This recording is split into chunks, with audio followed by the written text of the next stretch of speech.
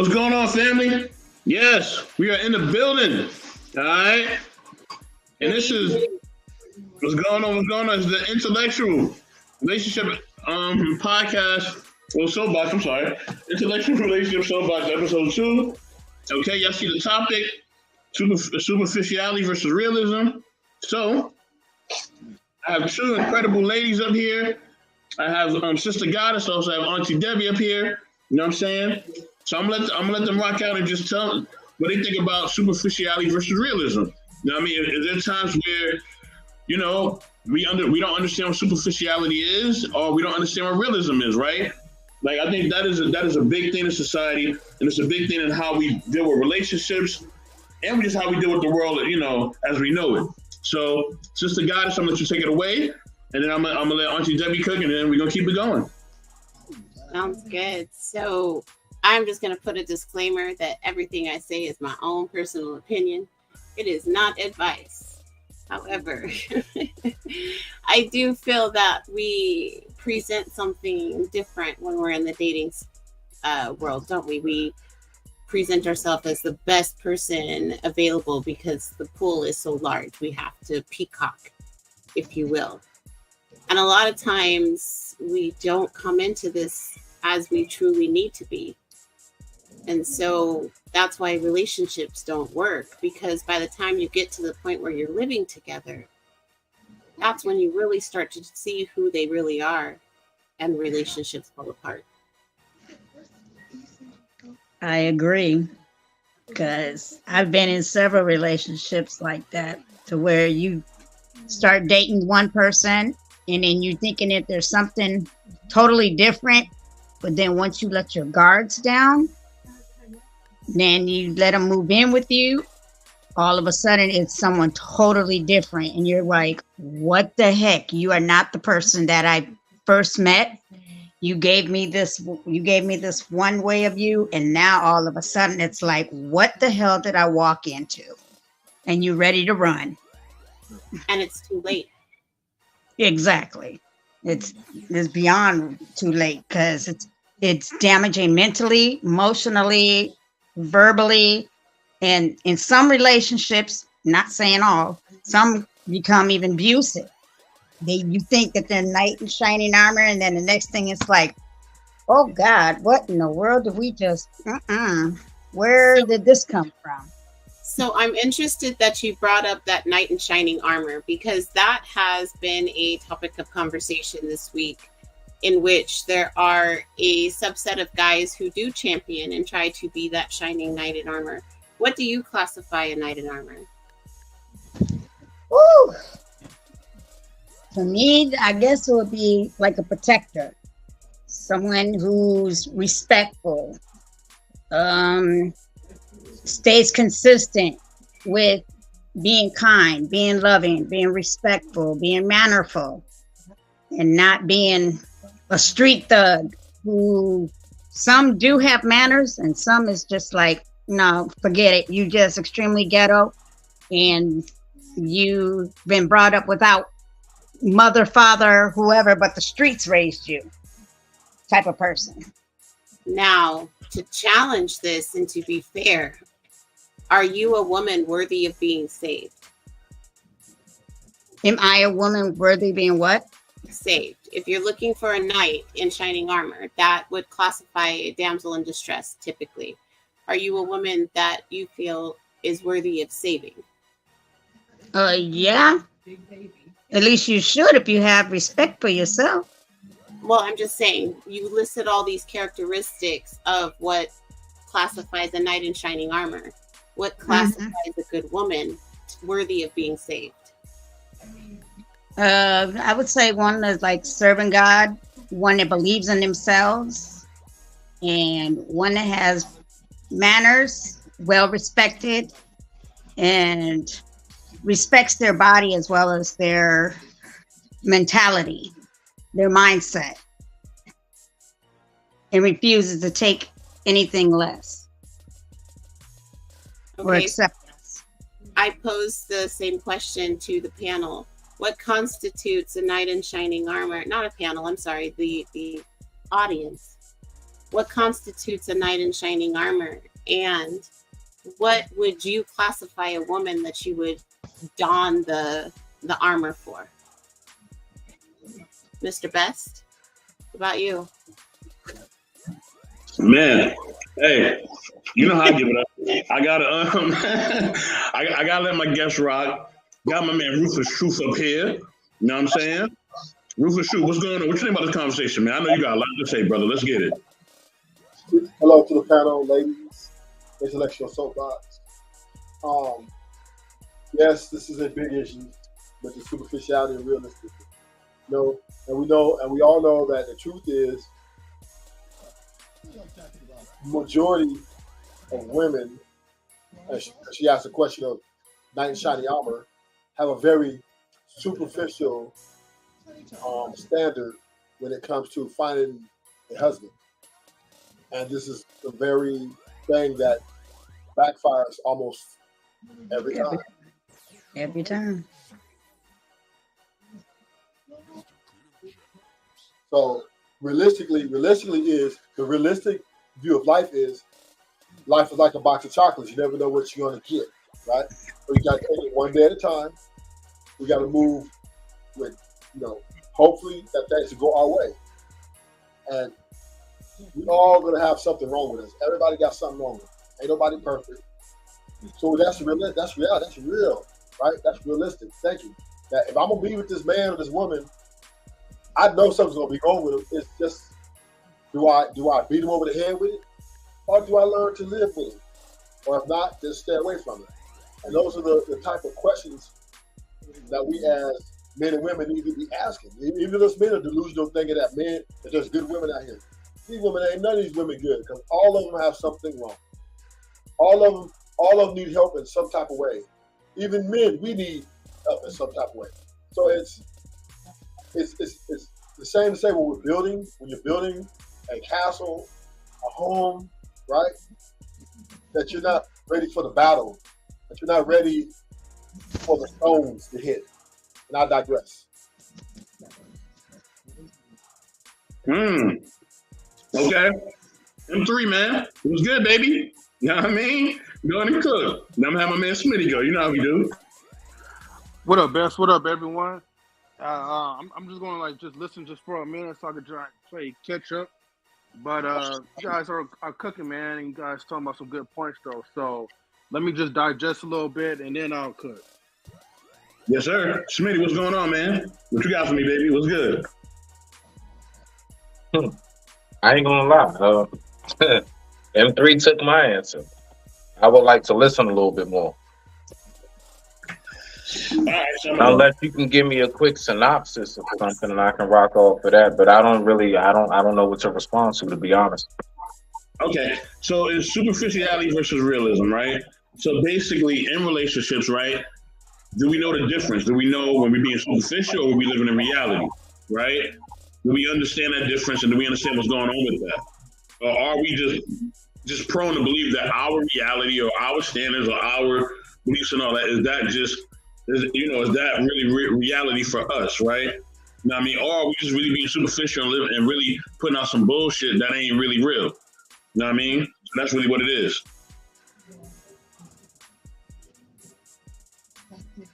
So, and also, we were just saying the clarifications on a knight in shining armor, right? That's what a lot of women are claiming that they want. However, are they worthy of being saved? What puts the qualifier to make them worthy of being saved? And, for me, a knight in shining armor, it carries a different connotation for me. It's somebody that I can immediately trust is going to lead me in the right direction. I'm not looking at his finances. I'm not looking at any of that stuff. For me, that's superficial. What is his character? That's really what's going to be the determining factor for me. Is he a good man? And good is subjective. I get that. However, I'm the one that's making the metric. So does he qualify to meet the standards that I've set as somebody that needs to lead me? Okay. Who wants to go first? You or me, Smitty? Yeah. Am I on mute? No, you're not on mute. Okay. All right. When it comes to the one who wants to be saved, no, I am not our loving creator, but I look at that whole process in the same format. The one who, I guess, if you can say, is worthy of said prayer is the one who has finally reached the breaking point and they realize that they want to be saved. Um, I don't look at too cool on rejecting someone who has now recognized the error of their ways. If this is a woman and or a man who has recognized, you know what, the way I've been moving, the way I've been living, man, this shit is for the birds. It ain't even where it's at. Right. Well, then, I mean, who am I to say, nah, you know what? Because you messed up the last 10 to 15 years, then for the next 30 years, okay, you should just, just still be in this wallowing shit swamp that you've been in. And so that's why I brought it to, the whole aspect of repenting with God as far as, the fact is that God don't go nowhere. It's just the simple fact of when you decide that you want to change how you're living and what you're doing, and when you want to go ahead and say, you know what, I'm gonna go ahead and give it to you. A lot of times, from what I've seen in my own personal life, I can't speak for nobody else, right? I've seen this for myself. Um, that generally winds up leading to a more successful outcome because of the individual recognizing exactly what's taking place before them and them accepting what's taking place before them, as well as accepting the things in that circumstance that they can change and that they can. And they only address what it is that they can change. What they can't, they leave that in other hands is all that I would say, right? Because everybody don't believe the same. So that would be that part. Um, As far as the like being superficial, I mean, honestly, bro, everything is superficial now.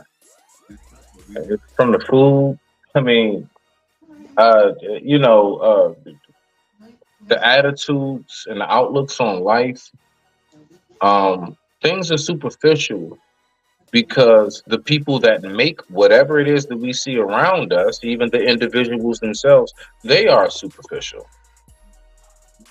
We don't have a flood of organic. We don't have a flood of those who truly are of, let's just say, more earth tone, more grounded.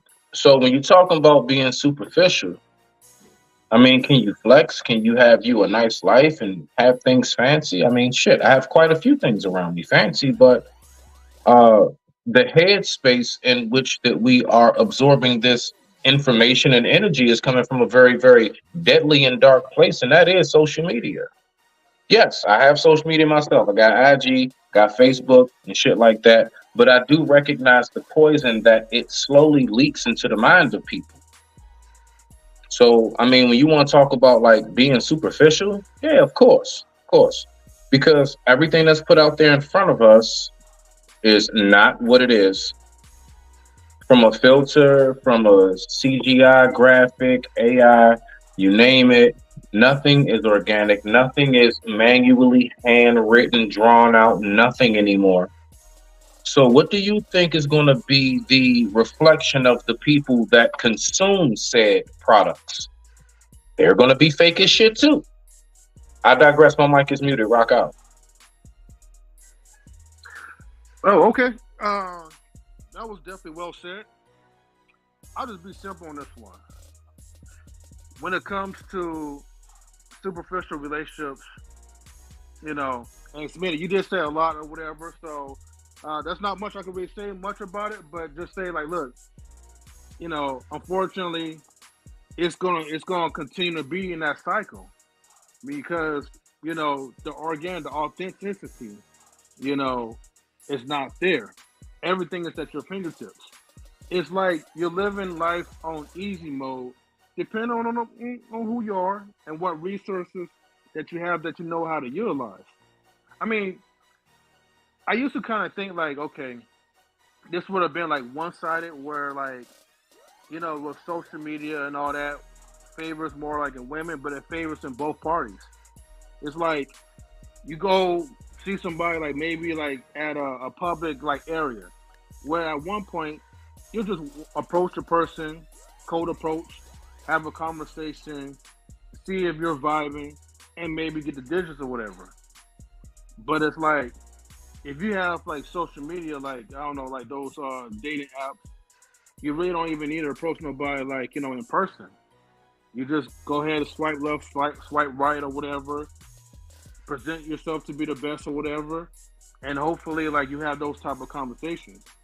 But on the other end, a lot of people, especially all of us, how we met up, mostly we met up through social media like outlets, StreamYard, i.e.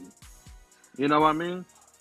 So it's like we have it easy, but it's like the detriment is like we became more tech reliant, more lazy, in other words. But So I actually want to challenge you guys, because we're actually not really touching on the subject. So superficiality, we're talking more along the lines of presenting yourself as something you're not. When you first start dating somebody, there's this bravada that many put on. And so that bravada typically doesn't fall away until you get more serious into the relationship. So, how do we combat that? And so that's really what we're speaking on, is the superficiality that's presented as you're dating. Now, to what you said, when it comes to dating, I don't know if you caught it or not, respectfully, but I just spoke on it. What's going on around us and all of the fake shit around us is why people enter into anything that you can think: business, friendships, relationships, intimately. People go into these things very fake. Why? Because there is a very, very dark, deadly poison that is really, really plaguing the minds of people. And that is the falsehood of what we see when it comes to entertainment and social media. People don't see what's real no more. You don't. How often do we see families? How often do we see truly like happy couples? And when we do, what usually happens? Our own shit's on it. They call the man a simp. They call the woman a pick-me. Because they're actually doing what it is that we keep bitching and complaining about. Not you, sister, right? But, overall in these discussions, we keep, going and griping about these things, but we don't want to focus. See, I say it all the time. I don't focus on the branches or the fruit when it's not right. I then look at the soil. You keep on trying to scrape off, all right, let's just pluck off these dead fruits and maybe some new ones to grow. And they keep on growing rotten, and you keep trying to figure out, why does this happen? And then you get frustrated with the tree. The whole time you just need to check the soil. You need to check the root system. What's going on? So, me digging into the base of this, all right, because I'm right on par with you on what you're saying. The reason why relationships are not going the way they are, because when people see 24/7, you got to be taking trips everywhere. Everything has to be glamorous. Everything has to be fucking filtered. Do you really think you're going to get real results from something like that? No, you're not. You're going to get exactly what you see and what you consume. Once upon a time, we had a statement and a saying that goes, you are what you eat. That still applies today. Times ain't changed that much. That shit is still exactly what it was back in the 50s, 60s, 70s, 80s, and 90s. All the way up until now. You are what you eat. So if people keep consuming fake, fraudulent, synthetic shit, then don't expect an organic tree to sprout and blossom from that. You're going to get exactly what you planted and nothing else. I digress. My mic is muted. Rock out. And I definitely heard what you were saying. However, we're always looking out. I'm looking for an internal conversation in what we are doing to change these narratives. It's not a matter of what we digest. There has to be discernment. I've been raised in the same time frames, and it doesn't matter what I've watched or whatever. I'm still true to myself. So I understand that there can be influence. But if we are going to look at the superficiality versus realism, we got to bring it home. We can't keep looking out. But how often are a lot of people are open, like have an open mind to actually hear the truth? Especially if you first encounter a person, maybe you go on a few dates, but you're detecting, you know what? It's something about this guy or this lady, like I'm not really picking up like an authentic vibe. This is where like, you know, you actually have a truthful conversation and hopefully kind of break the ice into like bringing some type of realness into it. I do think that each person is going to have their own time frame, right? Some people, it might take you 6 months before you even start to have those deeper conversations. I'm just saying that they happen. And so that does come back to discernment. Are we asking the right questions? I can't give you examples of those because we're all different. However, I know that I meet somebody and I immediately adapt to that person. So if there's boundaries that they have, I want to know what those boundaries are because I respect the person I'm trying to build a life with, right? That's my intention if I meet somebody.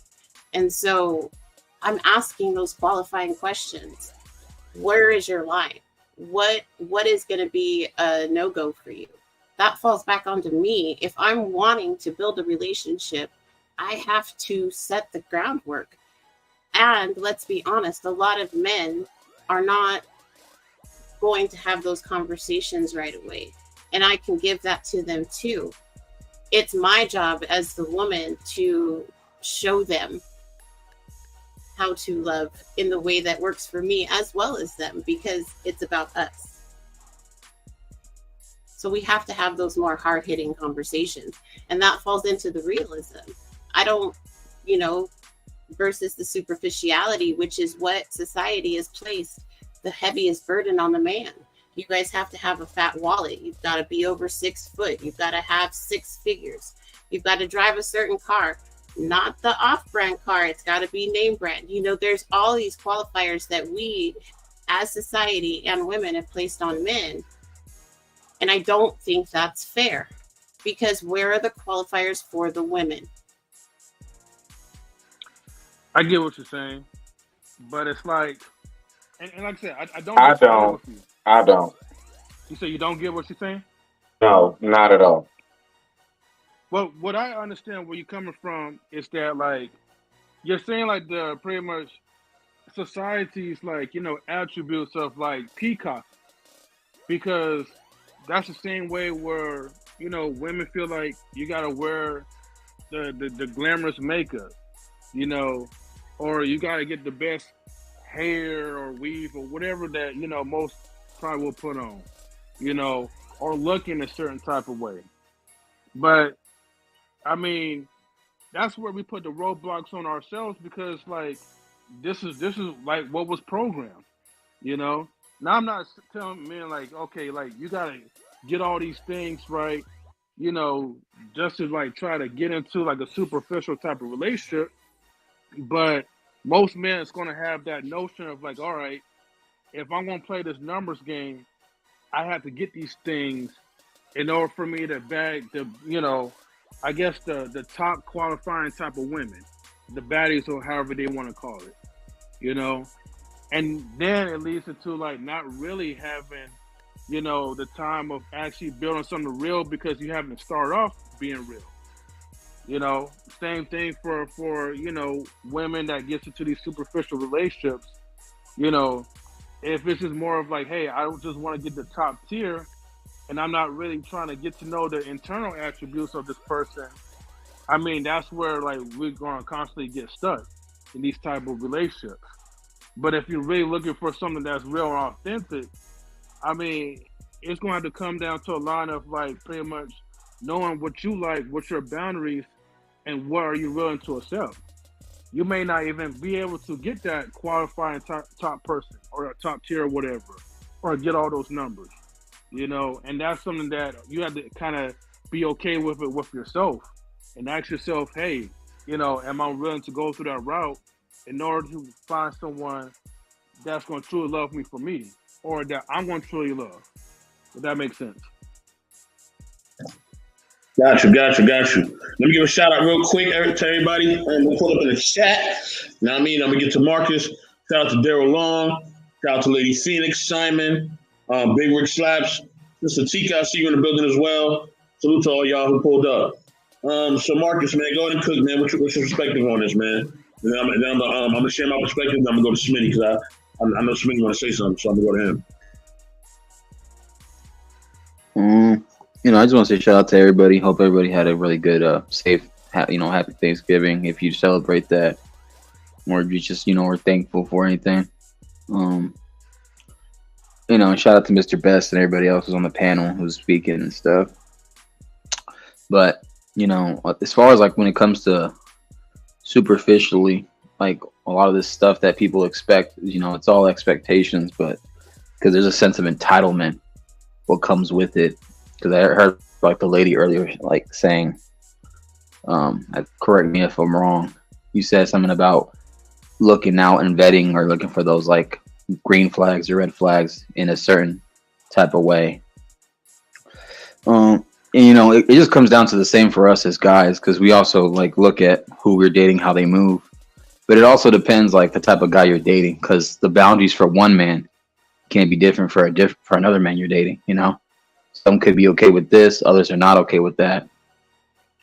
So I think as the man is analyzing you, analyze the type of principles the man you're looking for carries. Or he carries himself as, because it'll show how he's raised and, you know, what he holds to his core values. Because, you know, a lot of times when we try to find that base of foundation in a relationship, when you're trying to choose your next and hopefully your permanent partner, is like that base foundation of like the trust, the loyalty, the respect, and clearly like the love and attention, like the care. Because, you know, to the good times, that'll be awesome and stuff. And that'll be, anybody here can enjoy the good times and the great times, whatever. It could be passion, it could be adventures, it could be moments of joy. But then you find out when like the tough times start coming, and you start finding out how this person acts and how they are distant or how they are close. You know, you find out, you know, what that person is made of. It's, you know, that's what it's called, trials and tribulations, the rough patch, the bumps on the road. So I think that's an important way for you to measure the type of person you're trying to vet. Because like we'll look past like certain red flags, like, you know, us as guys, we'll look at a pretty face, especially when we were younger. We'll look at a pretty woman and we'll just let certain things slide, or, you know, she'll bat her eyes or she'll soften up her tone and stuff like that. And, you know, but like for women, I think it's a little bit different, because y'all can sometimes be like kind of like that Rubik's Cube. And one day, like, you're being stimulant this way, and then the next day you're going to be stimulant that way in your mind. So for us as guys, it's a little bit hard, because we're supposed to be the hunters in a way. And I know that's a cliche, because I know in these panels we hear certain rhetoric a lot, and some of it is true, how we move, because most of us men are simple. The overwhelming majority of men are simple-minded. We don't need much to be pleased on a mental level, on a spiritual level, and like on a physical level. But for women, it's more of a like the Da Vinci Code. You're trying to crack it. Speak for yourself. Well, I mean, depends though, right? Because you deal with a certain type of problematic woman, then maybe it'll be more tougher to crack. But usually the women that acquiesce to you, it'll be more simpler. But, you know, then again, I have dealt with a variety of different types of women, foreign and domestic. But, yeah, it's just for the lady that was speaking earlier, and for those who are listening, is look at things like that. Like I said earlier in the recording of this stream, that'll help out a lot. I was trying to catch the Marcus with the speak for yourself, but he didn't get it. It's all good. Well, ha ha ha ha. Nah, I caught it. I caught it. I know I caught it too. I just, I digress. My mic is muted. Let me ask you guys. Hold on, sister. Hold on 1 second. Hold on. I do want to share that. I do want to get to Smitty, and then you can just rock out from there. I didn't answer the question at all. Let me just say this. I think that yeah, okay. You know what I mean? I think everybody, when you meet them, because I was at an event yesterday, and I was talking to a friend earlier today, and I was like, man, when you're at an event, people always put out their representative, right? Then you're not going to really know what's going on in their home. You're not really going to know how they really act. They're just giving you what they want you to see, including myself, right? I'm not going to tell you everything, you know what I'm saying? Because it's not any of your business. You know what I mean? I give you the information that I believe that I want you to have. You know what I'm saying? And I believe that I'm comfortable giving you. You know what I'm saying? So if that makes me superficial or that makes me not living in reality, well, hell, then that's what it is. Call me superficial all day. But at the end of the day, I'm gonna do what's comfortable for me and mine, right? And I would suggest that everybody does that. You know what I mean? So, you know what I mean? I think that we all kind of see maybe red flags, and we kind of see how people may present themselves in one way we meet them, and they may act a certain way, and then they kind of switch up and change. Or even ourselves, right? We may start changing as we get involved in a relationship because maybe we've gone through experiences. Maybe there's been a change in our career. Maybe there's been a change in our immediate family, right? Maybe somebody in our family got sick, or maybe they're doing really well and now they accumulated a certain amount of wealth or whatever, right? Anything that's happened within our life can change how we act in a relationship. So, but if you are completely being a completely different person, or the person you meet are being a completely different person, then yeah, that can be problematic. You know what I mean? Because you may have discussed certain things or certain expectations that you have in a relationship, and now it ain't going the way you believe it should go because they presented one thing, but then they really desiring or being something else. So I think that's always a problematic. Even for yourself, you got to also, only want to put out the things that you want to put out, you know what I mean, in order to make sure that person knows where they at in your life. Like, you are at this level. You are not at that level. You know what I'm saying? Just making it clear that that's what it is.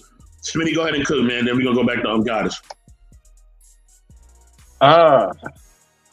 No, I'll make it quick. So she can go ahead and get her piece, and I would love to hear what you have to say. I just wanted to respond to, we got a little bit off of it, but when you were speaking about we need to not look at the outward. Okay. Once upon a time, the art used to be the reflection of life.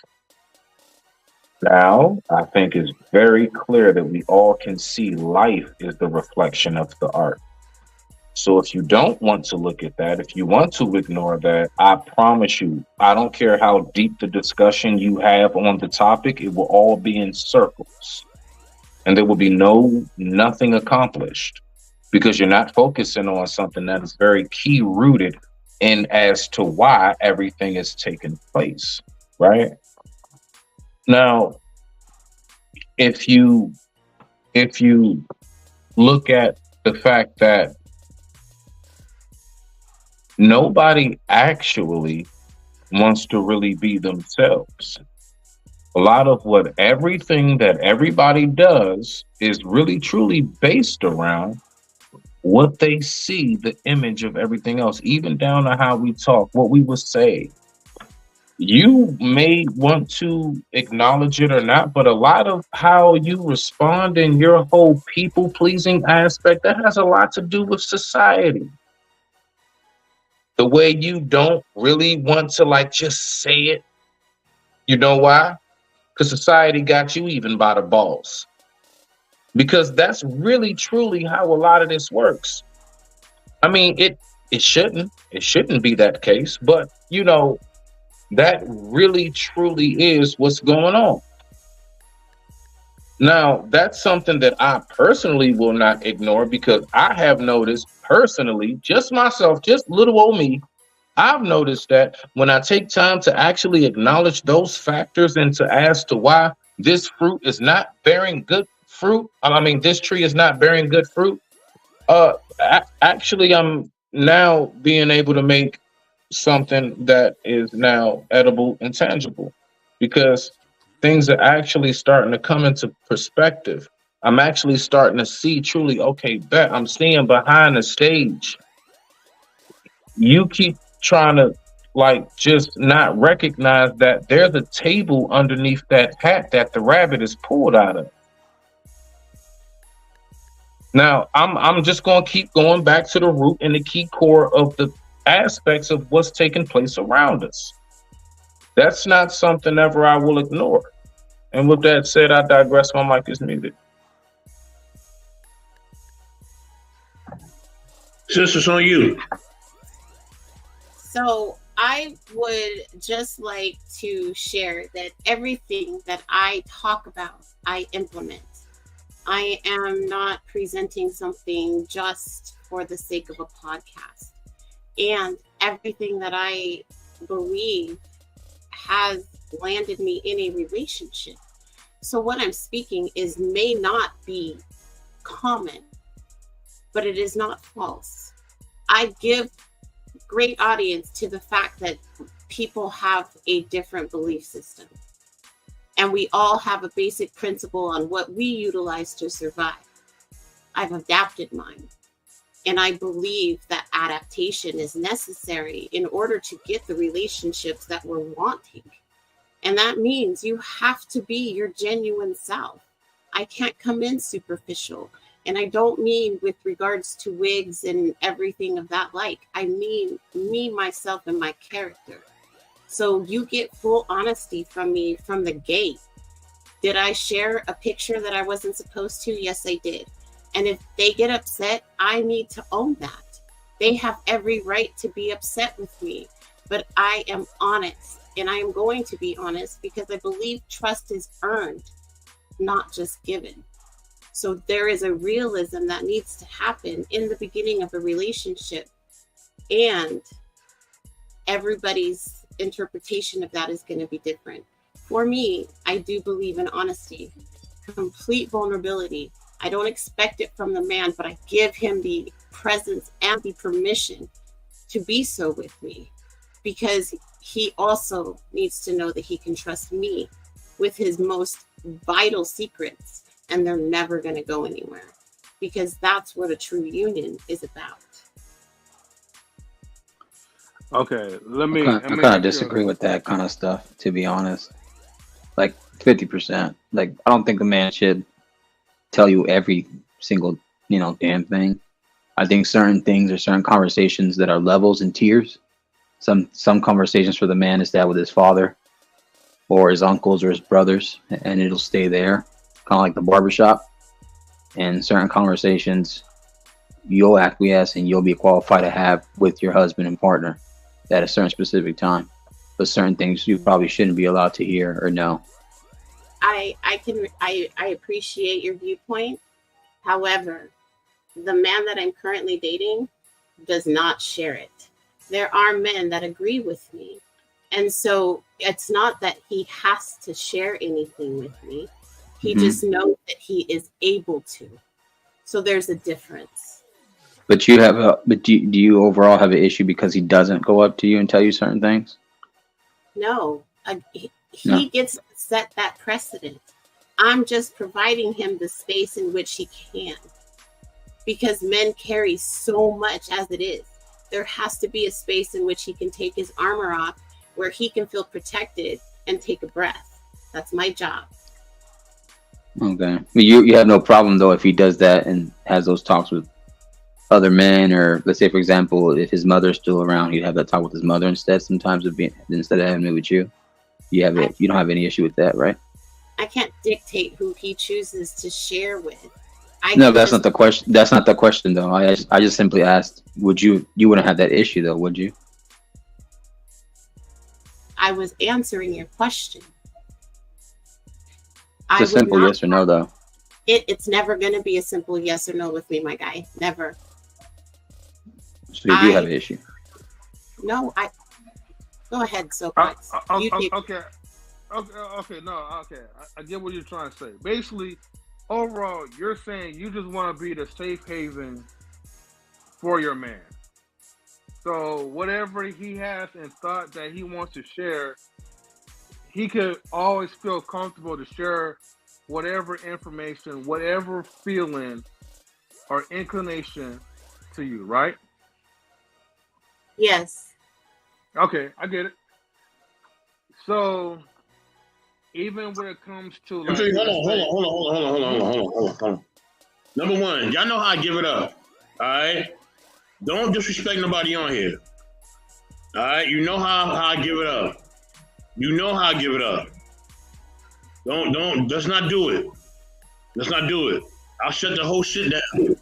Literally. Because I got the power to do it. Don't push me. All right? I don't give a fuck if you agree with somebody's view or not, their religion or not. I don't really give a fuck. Be honest with all y'all. Even in the comments, I don't give a fuck if you're new school, old school, whatever. Your opinion is your opinion. Grizz, I got you. I'm gonna bring you up. And that's the problem with society. Stop trying to make people feel and think the way you want them to feel and think. Nobody has to feel and think the way the fuck you want them to think. You're not paying their fucking bills. At all. What gives you the right to say anything is wrong with anybody? You have no right. You know what I mean? That's why it's called the intellectual soapbox. It ain't just called soapbox. You know what I mean? Straight up. And that's really what it is. Bring your intellect, leave your own soapbox at the fucking door. If you can't, this ain't the space for you. Straight up. Let me bring Grizz up. Hey, what's going on, everybody? How y'all doing? what up, Griff? I just want, hey, what's going on? I just want to address one thing about the armor situation about men. Sometimes, it could be men and or women. Sometimes we'll give you a piece at a time. You know what I'm saying? Sometimes, because I've known men and I'll talk to a lot of my friends so like that. Sometimes they won't give you everything about them all in the first day, and honestly, that's okay. It leaves room for mystery. You know what I'm saying? And also too, a lot of times I've actually learned a lot. Sometimes a person can tell you a little bit about themselves, but sometimes that little bit can tell you a whole lot. And also too, us as human beings, sometimes we don't really do the whole Sherlock Holmes thing about, okay, I'm looking at this one, like if I'm looking at this woman, okay, her hair is put together. That means that she likes to make sure that her hair is in, she likes to look good, okay. Everything is ironed. Okay, she needs to be, sometimes we don't pay attention to the outer. Sometimes the outer appearance can literally tell you everything you need to know about her. The way she walks, the way she talks, or vice versa. About a man. Sometimes the way we talk, the way we walk, the way we present ourselves can tell you a whole lot, even though it may be just a little tad, it may be 5 to 10%. That 10% can give you a whole lot more than just 10%. But because I know with me and my wife, we met in high school. But the thing is, we're actually relearning to learn each other again, and she's beginning to know more about who I am more. Because I was listening to we're working on how to talk to each other again. I'm learning things about how to talk, what to say, what not to say. I'm doing it for my own purpose to better myself. And then when I'm talking to her, I can talk to other people like Mr. Best and M3 and some other person, whatnot.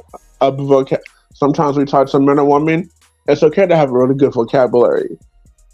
That says, okay, so he's either educated himself or he went to school and learned how to adjust to certain things.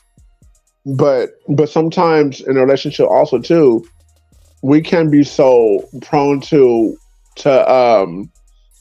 be like, okay, he's talking negative, or I don't like everything. Sometimes it's good to help each other out in a relationship, even when we just get to know each other. Hey, I'm gonna make this suggestion. Something you can take it or not. You can take it or leave it, but don't be so sensitive. I would say don't be so sensitive all the time in relationships. Sometimes it's good to hear the bad, but sometimes it's good to hear things that you don't want to hear. Because a lot of times, some things that we don't want to hear, sometimes we need to hear. We should be listening to what somebody else says, and take it with a grain of salt, or take everything the person said, write it down, digest it. No, write it down, digest it, break it apart, do a science experiment with it. But a lot of times you're not gonna like what a person says, but sometimes it's something that we need to hear. My mic is muted. Oh, well, that's very well said. Definitely, definitely. Guys, go ahead, sister. I know you're about to say something. Go ahead. I just want to say that I understand that the way I share and view the world is way different than anybody is accustomed to. However, I found a man that understands it. So it's not as unique as you guys would believe it to be. I just truly believe that when I step into a relationship, I need to step into the second position. I need to be able to trust that he is going to guide me. And not everybody has that energy, not for me. And so I have to understand it differently than others. I have to look at it differently because I operate in duality.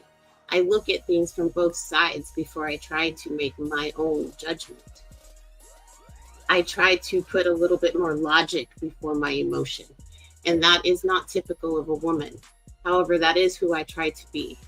And every day I'm getting better at it because my emotions are my armor. However, that doesn't mean that I need to be the damsel in distress all the time either, which is what we had originally asked and posed the question to. What do we call a knight in shining armor?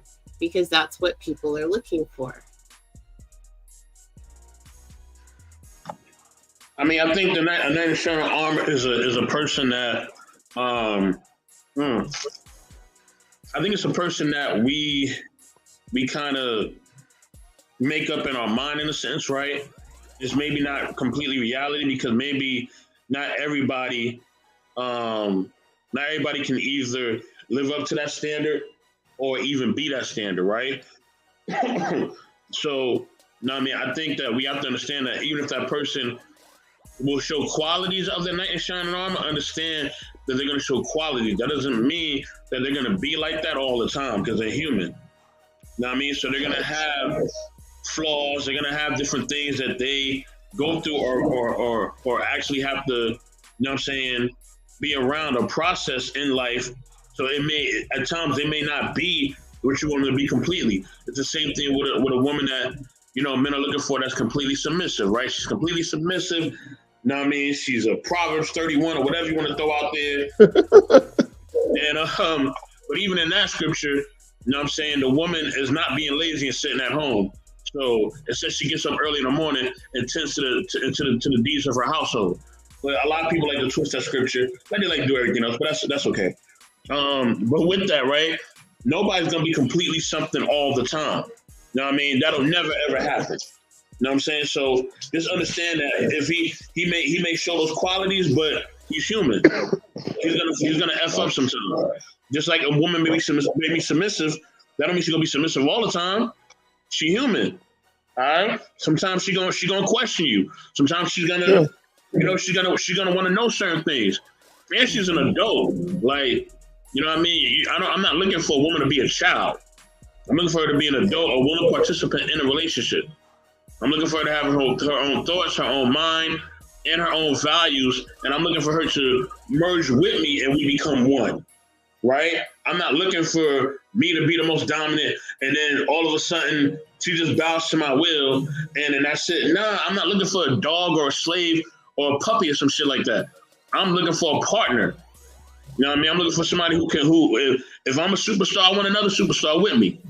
You know what I mean? I don't want no role player. You know what I mean? Leave that role player shit to somebody else. You roll with me, you gotta be a superstar, straight up. You know what I mean? So I'm gonna let y'all rock. Go ahead. You know Basically, what?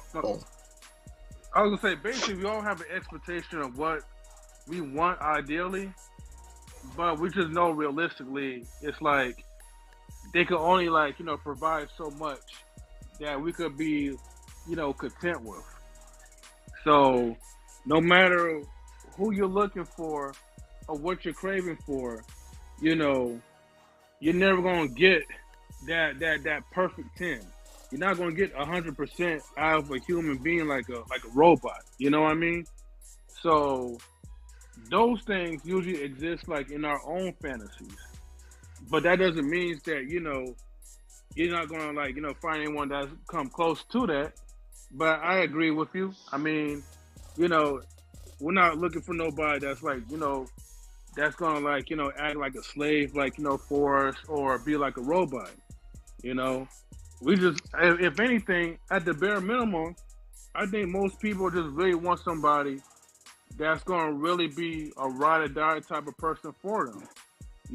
That's gonna at least commit or show some type of love for them. And just be there. Go ahead, Griff. Oh, I was gonna say, I'm just so like I say, I'm on this quest of knowledge and being more intellectual, and I found, and I'm finding out too. Someone's imperfections is their perfection. A lot of times we strive to trying to be with somebody who, oh, you need to have everything perfect solid. Like, no, like, okay, I see a little crack. And like a lot of times, oh, we see a crack. Oh, wow, we see more cracks. Oh, we see some. But I like my wife. I love who she is. I love how because a lot of my imperfections, her imperfections, makes her perfect. You know what I'm saying? She may not be no supermodel or nothing like that, but no, she's the one for me. She's the one that she's intellectually inclined. She knows how to she knows how to dress and stuff like that, and also too, she literally challenges me, which I love. But I think we are we should always look for something, okay, even though something may be wrong with the person that we are with or we're trying to get with. Sometimes that perfect God looking person may not exist, but I just feel like we I'm not saying settle. I'm not saying settle, but sometimes the person that we're overlooking may be the person for us, if that makes sense. So I actually want to say that I found a 10. And the reason I will say that with confidence is because I learned that the expectations that I had set, right, getting them, just not in the way that I was expecting them.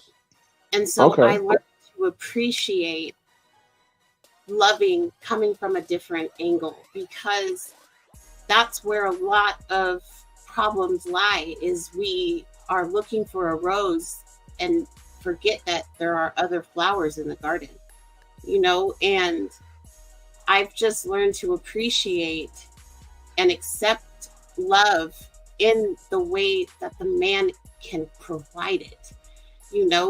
It's always going to be an evolution, especially when you first meet somebody. You can't expect Golden Gate treatment, right out the gate. That's got to be earned. I feel that way. I don't feel that you should do a top tier date on the first date. You haven't earned that. You just know me. We need to go to a modest, meeting, because ultimately it's an interview of sorts. I don't feel like we should have to come out of his pocket $200-300 and then the woman basically shuns him. That's not okay for me. Right. I truly believe that there's a space to give another voice a chance, because really this voice over here is on the side of the men. You know, I really feel that we have an opportunity to take some of those pressures away because they're unrealistic, especially today in 2023. Miss Garth, may I ask a question? When you start, like, okay, like, I guess the first phase of with dating, right? And correct me if I misunderstood you, right? But it sounds like, because when you mentioned about, like, he doesn't have to, like, spend like $300 or $200, like, especially like maybe like on a first date or so. I mean, that's what I got. If I'm wrong, correct me on that. But let's say, for instance, you meet somebody and he seems like a genuine guy, okay? But let's say first date experience is something like, a coffee date, or a walk on the beach or something, or a walk in the park. Yet he is still providing something. Like, he's not just, trying to be cheap. Maybe he could cook, and he probably brought some lunch for the time being before taking you out to like dinner. Would that be acceptable to you? I would prefer those kinds of dates. I want to get to know the man. Okay. I want to have a conversation. I don't want to go through all that rigmarole. I don't want to put unnecessary pressure on him. He's already feeling like he has to prove himself to me. Why put that extra pressure in there? It's just not necessary for me. Okay, because the reason why I asked, right, because I had a debate with someone not too long ago, and these are her reasons or whatever, right? So whatever it is, if it's valid for her, I mean, so be it. She's still single, but her valid reasons that a man who on a first date should go all out, because she says all women, she says all, not some, but all women, love the ambiance type of thing, where it's like it makes a woman feel cared for, or it makes a woman feel special love because the man is willing to show his admiration by. I think most women would love to feel that, though. That's just right. I think most women, yeah, that's not. I don't know if I don't know if that's a bad thing, though. I don't think that's a bad thing. I think it's more. It's more of if it's one-sided, if it's not reciprocated, Yeah, but usually, like, it never becomes like reciprocated, because that's like the only thing where equality kind of goes out to the window. If you know what I mean, Marcus. So. No, I get you. I just think, like, with men, like I said earlier, like, men are simple, right? Like, like, say, for example, you want to take a woman out, and she likes to go to a favorite restaurant, and you guys don't go there that much, or she likes to go to a certain venue or setting, or a few of someplace. But then you, as the man, your dream ideal thing is her rubbing your back, massaging you, making your favorite food at home, putting on the game, rubbing your feet, whatever. While she got the ideal of that setting, you could have got that as the guy on your end, because men are more simple like that way. You lost me at the feet, my guy. I was with you until the feet. Well, I'm just saying the example. I feel you. I get you. No, I get you. I'm just lost. Why can't you just take what you took from it and just leave whatever? Like, like take a whole line of food at a function. Like, I'm pretty sure most of us, okay, I don't eat everything, but do we try to flip over the whole damn table? Or do we just get our plate and we take what it is that we take? I'm flipping it over. I see a roach on that table. I'm flipping that shit over. And you know what? See. No, I just couldn't hear it because my audio was going in and off. My audio was going in and out, and I just heard Mr. Best yelling at the chat or something like that. And the next thing you know, I heard about N3 or T-Grid, so I was like in and out. And I was just kidding. Yeah, I didn't hear. Yeah, I'm sorry, I couldn't hear jack shit. Like it looked like Mr. Best was yelling at somebody or in the chat or something like that. I don't even know. Don't worry about it, brother. Some people respect each other. Don't worry about it. But yeah, I mean, sometimes the table gonna get flipped over, Smitty, if there's a roach on it. Mm-hmm. Yeah, ready for Then, the then, table over, then, there's a roach then, on it. then, honestly, you niggas is dirty. I don't wanna ride with nobody. Don't sit next to me. Don't call me to the space table. None of that shit. We got a whole lot more to fix than we talking about the daggone food. We need to get some Oh, we know hygiene we in got a order. lot more to fix. We know that. Shit. Damn, I wish So Simon was Smitty's, up here. what was Smitty's point again? I'm just trying to remember just so I can catch up. What was There Smitty's point? was no point. I was just venting. You good. Rock out, Marcus. I digress. My mic is mute. I just want to make sure that we ask. I know Wally Verse had asked a question to the men on the panel. What do you believe is a safe place for you or for a man in general? I don't know. Somebody want to go first? Wait, I'm so sorry. I'm sorry. I'm so sorry. It's like I was listening. I didn't comprehend what you're saying. Could you say that one more time, please? It's a question on the screen, Grizz. Oh yes. All right. For the men on the panel, what do you believe is a safe place for a man or even yourself? Again, so what do you believe is a safe place for you? You know, and I'm for sure, like, I'm assuming he's talking about as far as having open, honest, dialect conversation. What makes you feel safe to speak on the realest thing? So with me, I'm acquiring. So for me personally, I'm acquiring this new thing that I'm doing. It's called make your uncomfortable comfortable. So I'm gonna. So whatever is an uncomfortable place for me, I'm gonna make it comfortable. I'm gonna make this place comfortable.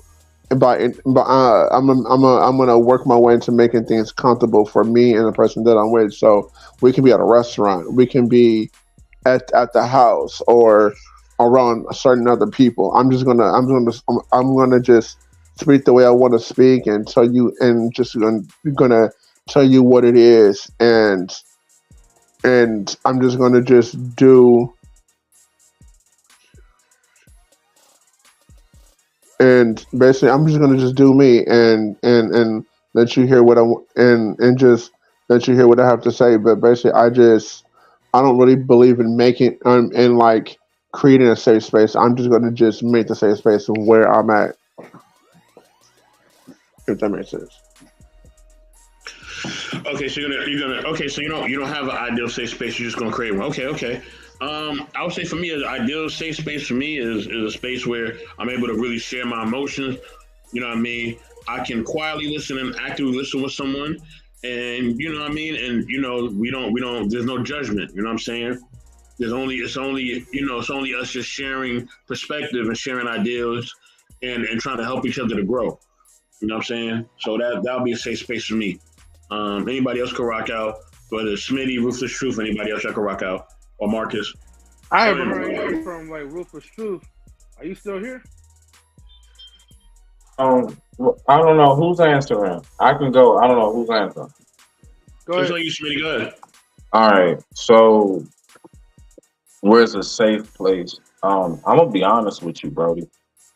Uh,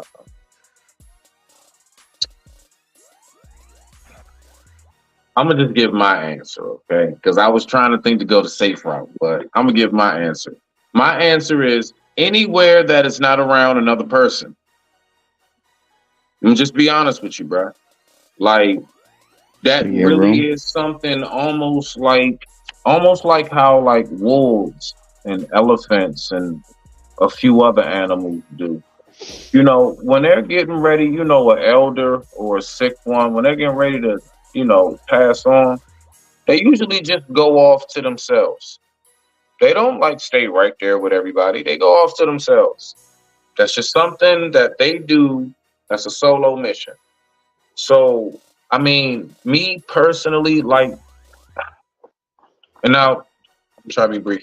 Einstein. A lot of people don't know that Einstein actually stayed in his lab as much as he did because his wife got on his nerves. And so he didn't go to the bar. He didn't go out to the local park where you feed the ducks and everything. He went to a solitary place, which was his lab. I guess if you want to say his office, his station, whatever. So that's where he went. So I'm just saying that to say that honestly, for men, my personal advice would be, especially if you're a man that holds any form of stature of like strength, pride, dignity, strength, all of these things. If you hold any of that, don't cry in front of nobody if you can help it. And I'm just being real. Unless it is a funeral or somebody really close, like, just like something like that. Yes, there are definitely circumstances where it is permitted. Like, man, leave that man alone. Let that man grieve. I don't care where he's doing it, let him grieve. But if you're just talking about you going through it in life type shit, nah, man, go take your ass to the shed or something. Build a tree house. Go get you a camp spot. Find you a spot at the lake or something. Build a man cave in your basement. Find somewhere where you can go ahead and get your issue off. But I promise you, don't do it in front of your woman. Don't do it in front of your kids if you can help it. And don't do it in front of most people, because I'm going to be honest with you. Folks will give you, your pats on the back because we're in a people-pleasing society. True.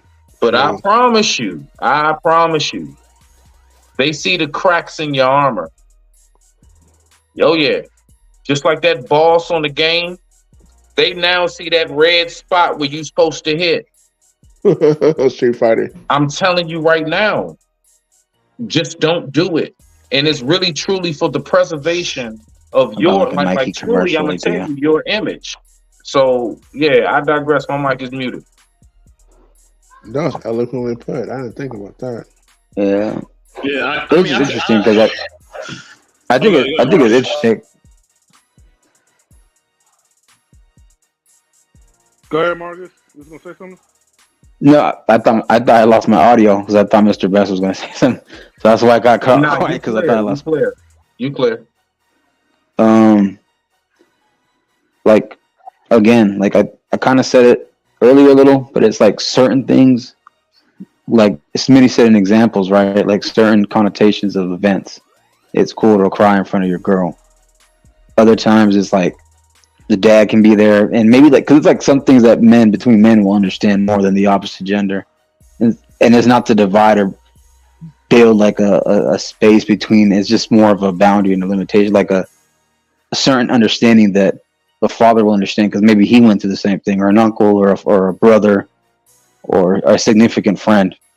So I just think like that overall it's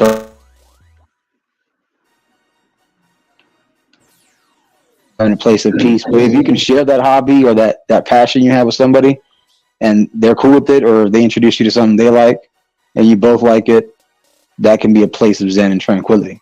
It can be whether you go painting, you can do music, work out at the gym, or like somebody said, build your man cave. And it's either for yourself or your space, or if you can bring a person together, like your couple. Either way, that's going to be something that you can breathe in.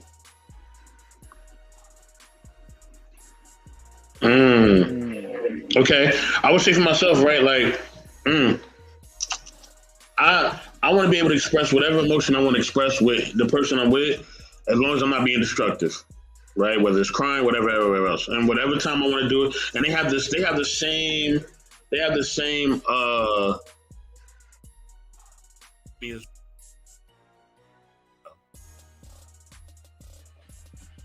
so destructive. I think my audio went out. Okay, as soon as you're being destructive, then yeah, it's a wrap. Like, I'm not trying to hear you. So my woman should be able to express whatever she needs to express. I'm gonna be able to express whatever I need to express, and that's what it's gonna be. You know what I mean? And but that's for me. Everybody has a different thing. That's for me. You know what I mean? That's what I require. That's what I like. You know what I mean? I want ketchup on my burger. You know what I And mean? if you really want to smash things, go to a demolition spot where you can do that Yeah, together. exactly. That's what's up. Exactly. Right. I feel like this. Um, for both ends, man. I mean, yeah. I mean, the safest route is to pretty much like, be by yourself and let out whatever emotions that you have that you carry in. But I'm gonna put it like this: for me, if I need to talk about what's going on, and I know what's most helpful for me, is pretty much just talking about it. You know, Right. I talk about like a lot of shit, right? To people who I probably just met, you know, people who I barely even know, or people who I knew for like a long time. And I understand like the repercussions that you may find somebody that might use whatever that you are feeling at the moment, and they will use that against you. True. But that's where you just have to come to a point of like, look, man, you just have to have like that I don't give a fuck type of attitude, you know, and that's how I kind of like carry it. Because whether if that person decides that we fall out, and now you want to bring up bullshit or whatever, well, guess what? It ain't gonna hurt me because I've already self-liberated myself by using you as a tool for me to pretty much speak that was on my heart. Because if I don't speak it out or whatever, then I'm going to let that marinate and fester into something where it becomes destructive. So you do whatever you do that actually works for you, in other words. I know that this is not common. I just I met, and I'm making this personal because that's how I relate things. I met somebody that probably is the strongest person I've ever met. Like, I know without fail that this is a protector. And it's somebody who openly admits his emotions. He tells me when he's having a hard day. I want that in a man, and I can respect that there are many that are guarded. I just know for me, that isn't something that I could accept, because I can't protect you if I don't know you. And it's my job to protect you. My defense is going to be my emotions. My defense is going to be what heals him when he's come home from battle. It's important that he know he can trust me 100%. And so I respect the views that you gentlemen have shared this evening. I just disagree with the utmost respect, because I believe that you guys should have safe spaces. You should be able to express yourselves. It shouldn't be something that is a weapon against you. And it's not even the one you choose to lay with. It's society as a whole. And it's this kind of thing that disheartens me, because it really does a disservice to everyone, women included. Okay. And I respect the Blue. fact that you disagree. Yeah. I want to say Go ahead. Go ahead. I'm gonna make it real short. My bad. I respect the fact that you disagree, but this is just the reality of it. I digress quickly. Nah, I'll make it quick. Well, I got a question. So you disagree with like everybody on the panel, like me too, like even the things I said, like I'm just trying to get clarification. No. It's just that because you agreed that you want to be able to express yourself to your mate 100%. And, I champion that kind of energy. No, I didn't disagree with you. I was just disagreeing with the solo aspect of the need of safe space, like you needing to be alone. There are times that a man is going to need to be alone, and I can respect that. Communicate that to me. Say, hey, you know what? This is that time. I'm out. I can give the man that space. Sometimes that might take days. That has nothing to do with me personally. Even if we're in a relationship, I can respect that face because I am his peace. It's not personal. And so I just carry a different mindset that men should be able to feel safe too. Basically, she just disagreed with Smitty. That's all. Nah, Oh, it's okay. Nah, it's okay. It's okay, man. Much respect. I swear on life, I love this. You know, respectful civil dialogue. You know what I'm saying? Regardless of whichever side of the aisle you may be on with things. You know, this is how we exchange information and learn from one another. That's all I'm here to do is learn. So my thing is this, just to break it down for you, beloved. Look, right. It's dangerous for men to do these things. Now, I get what you're saying in a maybe modern sense, but there's a certain natural, nature-like organic process that even still applies to us as the apex predators of planet Earth, right? There's still even a natural order in which we must abide by, right?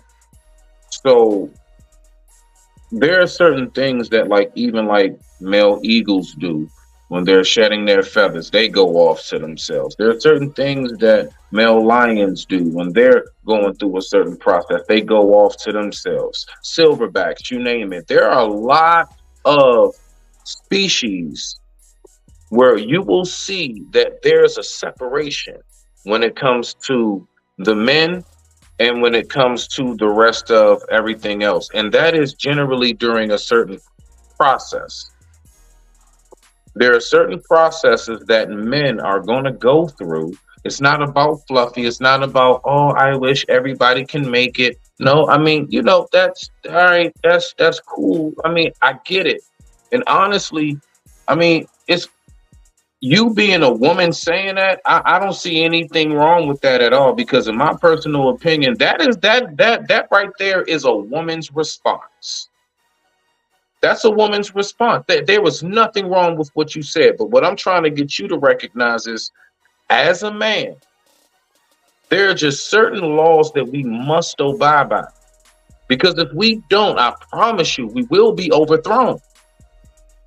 And if you're not going through that process and or even trying to achieve said process, I can only explain it to you. And that would be the extent of it. And whatever it is, how you can take it is how you can take it. But I promise you, all of that like cute and cuddly stuff for men, that's why a lot of men are, I mean, I'm going to just say it. They just straight soft as shit. No backbone. They worms. They cower down to things. They don't know how to stand on their own. And I'm not saying all men. Of course not. Of course not. But when we get the massive result that we have right now in front of our face, which is obvious, ladies, it ain't just y'all that recognize that. I promise you, I cannot relate to most of these niggas out here nowadays. I can't relate to them. But, again, we always have to recognize, what's going on. That's, the reason why these things are where they are now. So if you keep on having these so-called safe places for men, no, I say we know how to make shelter. We have built basically everything around. We can build a safe place if we really want to. We know how to just find that place when we want to. So I don't really agree a lot with this whole continuously all these pats on the back and stuff. We got to be careful with that, because I'm telling you right now, there's just a certain amount of, it's almost like if the army just started throwing in a whole bunch of cushy pillows and stuff. Well, it's funny you say that, because certain things have changed in there. Oh, God damn it. I can't even go with that no more. But I digress. My mic is muted, man. Rock out. I you can understand where I would struggle with the narrative that all men are this way when I just shared an example to which the man that I am with is not. So there is still space for us both to have an audience. There are a large group of men who are not wanting to do it alone anymore, the same way women are not. And there's Hold on. Are we talking about crime? Because when you say audience, what do you mean? Like, because I have no problems with the man like me. I've shared my story. I speak, you know what I'm saying? The truth, not my truth. I don't believe in that dumb shit. I speak the truth about my life and what has happened. You see where I'm at? So, I mean, I get you. But what do you mean by, like, you know, to be able, like, an audience? Because if you're talking about an audience for me to get online with some roses and shit and start crying, talking about she ain't show up in front of the restaurant, you got me sadly mistaken. Because we all know, yeah, you're going to get some sympathy. Cool. You'll get a bunch of comments and this, and that. But I promise you, all of that will be the trade-off of your respect as a man. No, ain't nobody taking you serious. And unless you have lived that life, that you just will not be able to recognize truly in its full form of what it is that I'm saying. Once again, all I can do is just explain it to you. so I guess my mic is muted. because I don't accept your viewpoint. I am telling you that I have a whole man, penis included. I'm telling you, I am a full man, a whole man, penis included. Smitty, Let her finish. Why don't we start talking about genitalia? he carries. Hold on, y'all. Let her finish. Thank you. He carries the same mentality. And so that is all I'm saying, is that not all men believe what you believe, and you want to argue me on that. I have solid proof to that testimony. I'm not disqualifying what you're saying. I'm just saying that there's room for other views as well. That's what we're doing here. And every time I share a view, you try to squelch it. I'm existing proof that I am real. I bleed just like everybody else. I believe in what I'm saying. And I believe it to the point that it got me the person that I've been wanting my entire life. So I'm not just speaking on a fairy tale whimsical belief. I had to put this into practice because this was the kind of man that I wanted. I don't want you, Smitty, so I don't have to agree with you. I can appreciate your viewpoint, though, and I respect it. I'll never tell you it's wrong because it's yours. I'm just providing you with mine. Never once have I ever said that you were wrong in anything that you have said. But I damn sure will say, if I feel that way and if that's how I see it at the moment, I disagree. Just because I say I disagree, that don't mean I'm shitting on what you're saying. It doesn't mean I'm being disrespectful or nothing. I'm just making my stance clear. I'm making it very clear, drawing a line in the sand, carving it in stone. This is where I stand with this. And I'm going to say it with power and authority. It has nothing to do with trying to put you down, trying to make you feel bad. None of that. None of that. Where I struggle in these conversations is because language is very key. So if you start off your sentence by dismissing what I just said, then we're not having a true exchange of ideas because you don't. What did I hold on, wait a minute. What did I dismiss? Okay. I've addressed everything you just said. So what did I dismiss? Help me out. Telling you a different viewpoint, and you just told me. And I just said I disagree. I gave you my side, and that was it. No names called. I didn't call you stupid. No, none of that. I didn't insult you or anything. I just said I disagree. Gave my point. All I said is you said all men, and then I provided you evidence to that, and then we still were. So you're around an anomaly. See, that's the thing. See, you got to also recognize. See, one thing is this. You also have to recognize when speaking to men, just like at times, I also have to remember when speaking to women, right? I got to remember it's a certain mode, it's a certain way that I have to make sure that I speak with women. Now, I need you to be mindful. You need to look around that majority of, like you said yourself, it's primarily men here. Me, myself, I am a man. I'm going to speak from a man's perspective, from a man's brain and mind and body and experience. There's no other experience, mind, brain, or body that I have been in. So when I'm saying to you, like, okay, yeah, but I gratefully disagree. Well, all right, cool. That's fine. No, nothing behind it. All right, whatever. But I'm just letting you know right now that whatever it is that you speak of, you're speaking about an anomaly. And when you're speaking to men, we don't usually go on anomalies. We go on what the majority is. That's how men have discussions. Okay. We don't go off a one-off. Respectfully, I'm not a man, and you're dismissing in that comment. I'm an What anomaly. am I dismissing? What is this? Come on, you keep what am I dismissing? You're making me insignificant because I don't. Now I'm making you insignificant after dismissing you. Oh my gosh. You just said it. You just said it. Because you are not comprehending what I'm trying to get across to you. I'm hearing every word you're saying. What you want is for some kind of affirmation, and you want me to pat you on the back for what you said. I said I don't agree, and for some reason now all of a sudden I'm dismissive. I don't. And now all of a sudden I'm all of these things because I just simply said I don't agree. That's all I said. I don't need your accolades, but you're not hearing me. I'm on a panel speaking my mind, right? Didn't you just say that you respect everybody's view?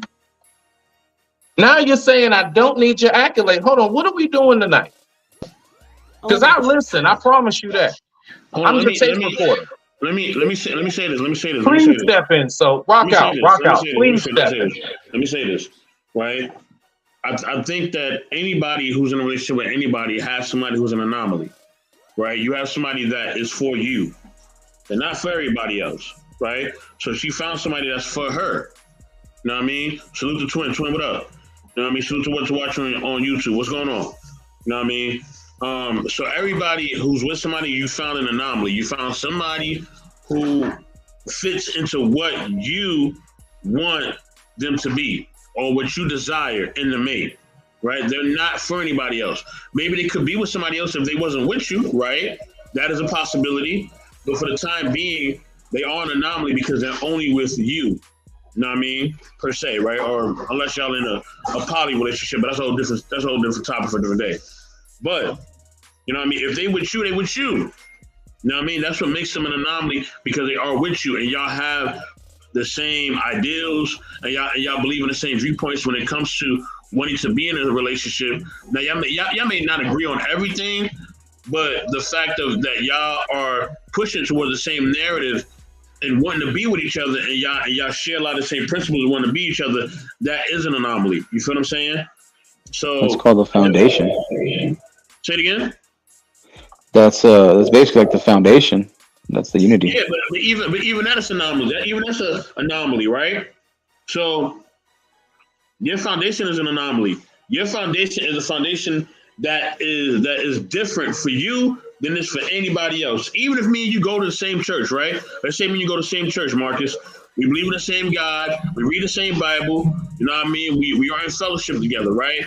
We're not gonna agree on everything. Some things we're not gonna see eye to eye on. You know what I'm saying? Because I'm gonna view God one way. You're gonna view him another way. You know what I'm saying? That happens in religion. You know what I mean? So it's going to happen in every course of life. Every course of life, we're going to see and view things differently. We're not going to see and view things the same way as everybody else. And that's what makes our relationships different when it comes to one person to another. You know what I mean? So every relationship, every person, yeah, like your robot, Simon. Yes. You know what I mean? And I'm glad you got a robot, Simon. May you and your robot have the most love, peace, and love. Yeah, I ain't go that far. Wow.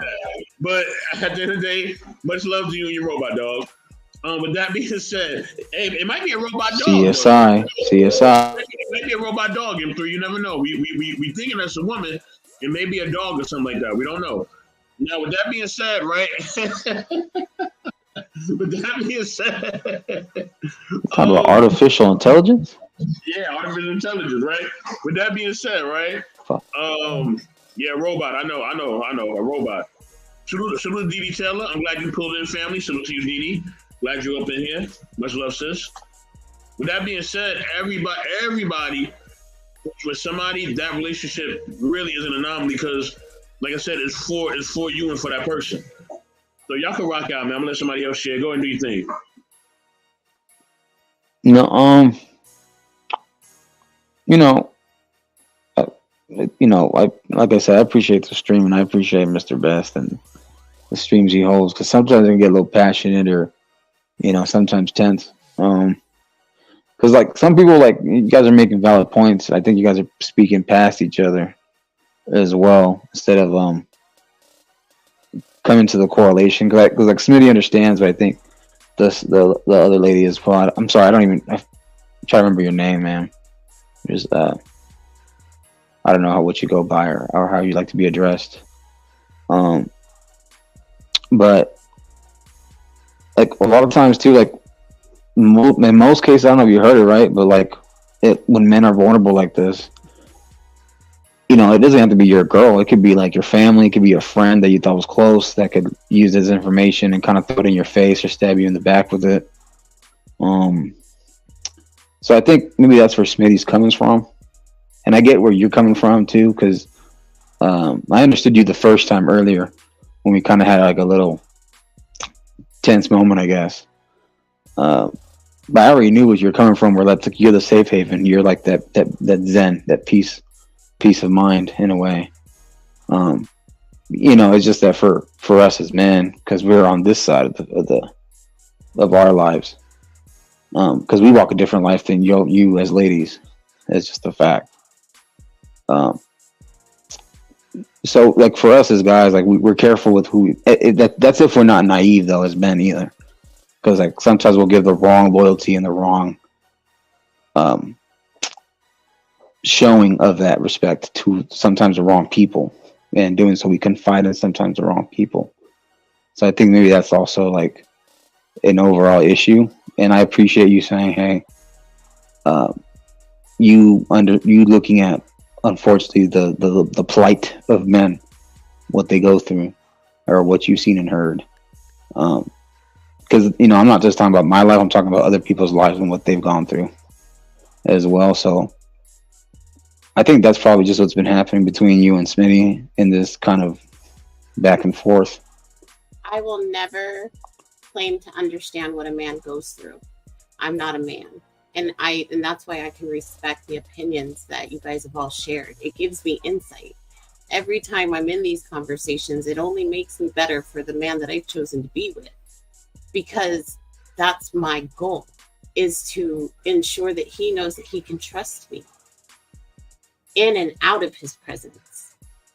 And I believe 100% that you guys have been conditioned to be this way. I'm just saying that it shouldn't have to be. So I don't mean to take away or to make it seem as if what he's saying is incorrect, because he's not incorrect. And I'm never going to get and say that he's wrong, because that's the life and the experience that he's experienced. I'm just saying it shouldn't have to be that way. It should have never been that way. Well, I mean, I get what you're saying. It's just like some things are necessary to have. No, you may not, M3. You can rest your masculinity right now. Let me finish. Oh, cool. Respectfully. No, I'm just playing with you. I'm just going to cut it real quick short, and then you can rock out. No, I mean, like I said, I understand 100% where you're coming from. This isn't to disagree with you. It's just more of adding the layer on top of a layer. Because certain things...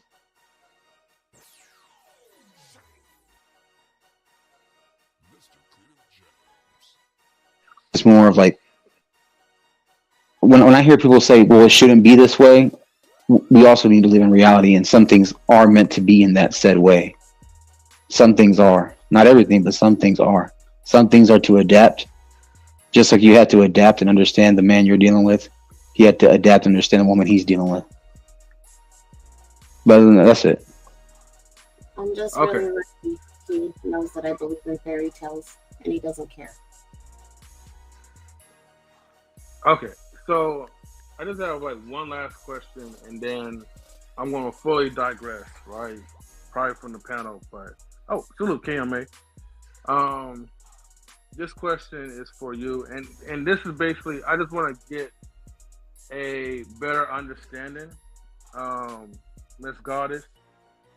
Now, from what I learned from you, um, you seem like a person that, you know, you could create a safe haven for the man that you're with, and from what I picked up is, you don't mind being vulnerable, like, pretty much being open, to your man, which is a great thing.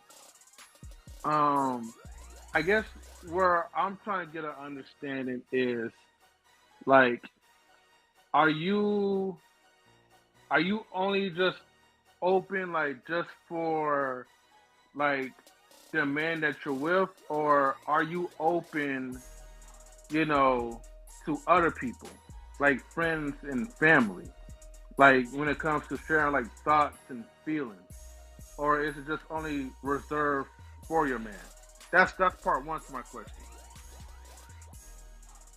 Okay, so no, I'm naturally an open person.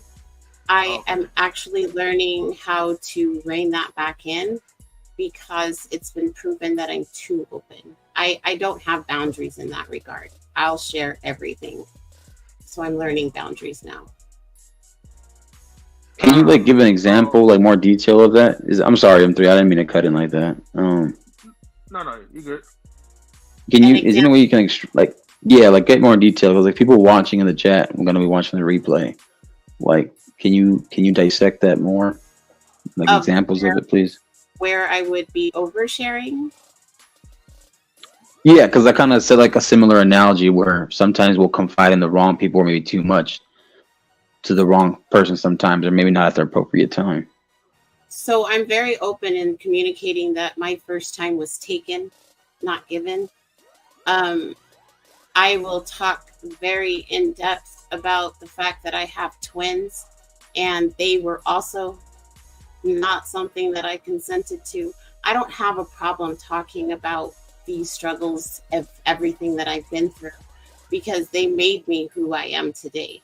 I can talk about them very matter of factly, and sometimes that causes people to feel I'm being disingenuous. But I don't live there anymore, so they don't have the same power that they used to have. They're more of weapons or tools that I can use to better understand the people that I'm here to help. I think I understand. So let's say, and this probably leads to my part two because you kind of answer it partially, but so if you, well, let's take out let's talk about, let's say, like the, I guess like the friendship or courtship type of thing, right? So Hmm. like, or maybe like first meetups or something like that. Like you just have a basic conversation, you run into the person, but you pick up a good vibe or whatever. Day one, you know, is that's where like, from right off the bat, is that's where you're comfortable. Like if he ever like, ask maybe a general question, or you guys have a conversation, y'all meet for a first time, like, is that's where you're referring to, like where you feel like you have a lack of boundaries when it comes to oversharing? No, when it comes to the guy that I'm dating, Mm-hmm. I'll talk about my bowel movements on day one. I don't care. If he is uncomfortable with that, then that's not the guy that I need to be with because I have that level of openness that I need to be able to share with the person that I'm with. Is there a reason why he has to equally be the exact same? Is it not possible maybe him not being exactly like you may be a good thing? It's just a question, not a come for, I promise. You have some food in your beard, sweetie. And I wasn't being facetious with that. I just actually was telling you there was. um, I don't want him to be like me. That would be boring. I want him to understand that I do see things through a softer lens, and that's what I've done to make my life palatable. you know. And so I don't ever expect anybody to carry the same beliefs I do. I see things widely different, and maybe it's through my traumas and everything that I've experienced. I just appreciate it from a different perspective now, that I've been selfish my whole entire life, and that's why my relationships didn't work. I've learned how to be selfless now where I need to be. And a lot of times it is going to be making sure that my needs come second in many situations. A lot of people don't have that mindset. I do. And Can it's I? not I'm just sorry, I didn't mean to interrupt you. You're good. Go ahead. You said something kind of very profound. You said you learned how to be selfless when you were in the relationship with somebody. Is that what you said? Correct. Can you kind of? I just want to like peel a layer. Like, what made you? What made you not be selfless beforehand? Like, what's the difference between you having to be with that person that changed? Because that's a good thing, right? I'm not saying that's a bad thing. That's a plus, a very important plus. But like, what was the causality, or what was the point of you not being selfless before being in that said relationship and environment? I found somebody that I realized that I wasn't listening. I guess that's a little hard to describe because it's more of just something that happened. However, I'll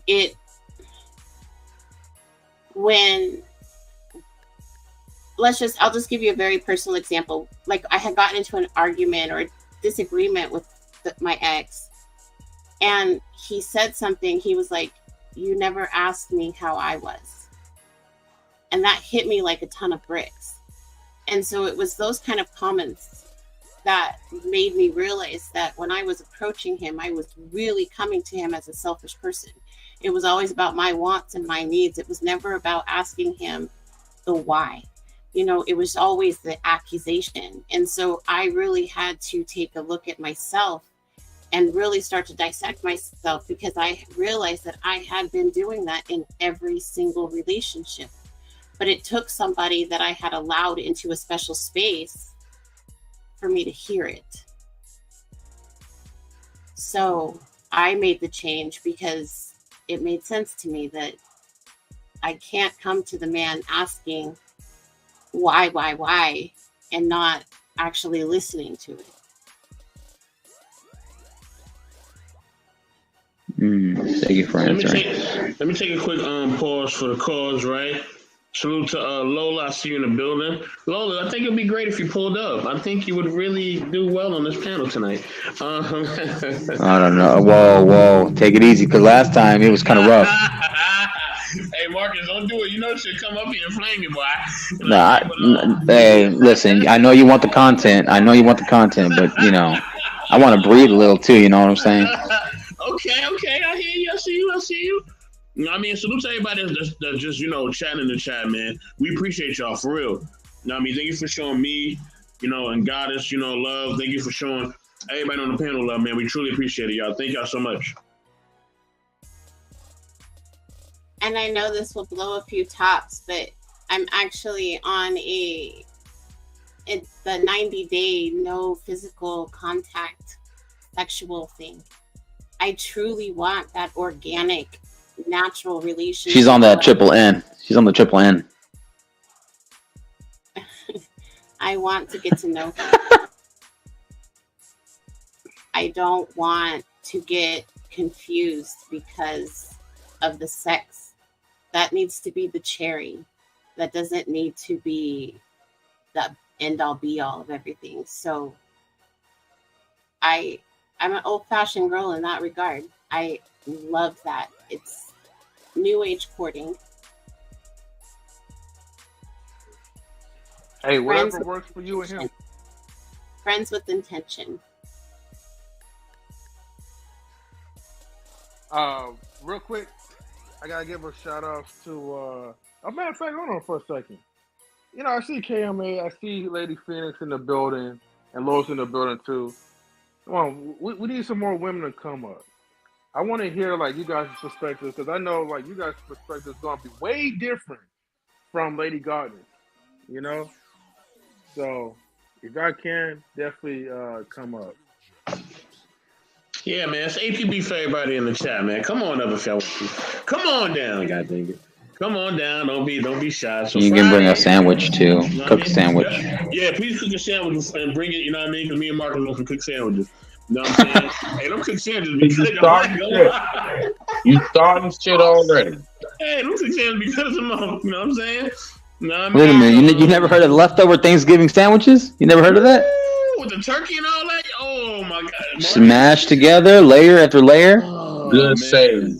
Good save. Oh my I gosh. misrejected. I digress. My mic is muted. Salute to Kimberly KMA too. I see you in the building, sis, all the way from South Africa. Salute to my sister Kimberly KMA. Much love. Hope you and the fam are doing phenomenal. You know what it is, sis. Much love. You know what I mean?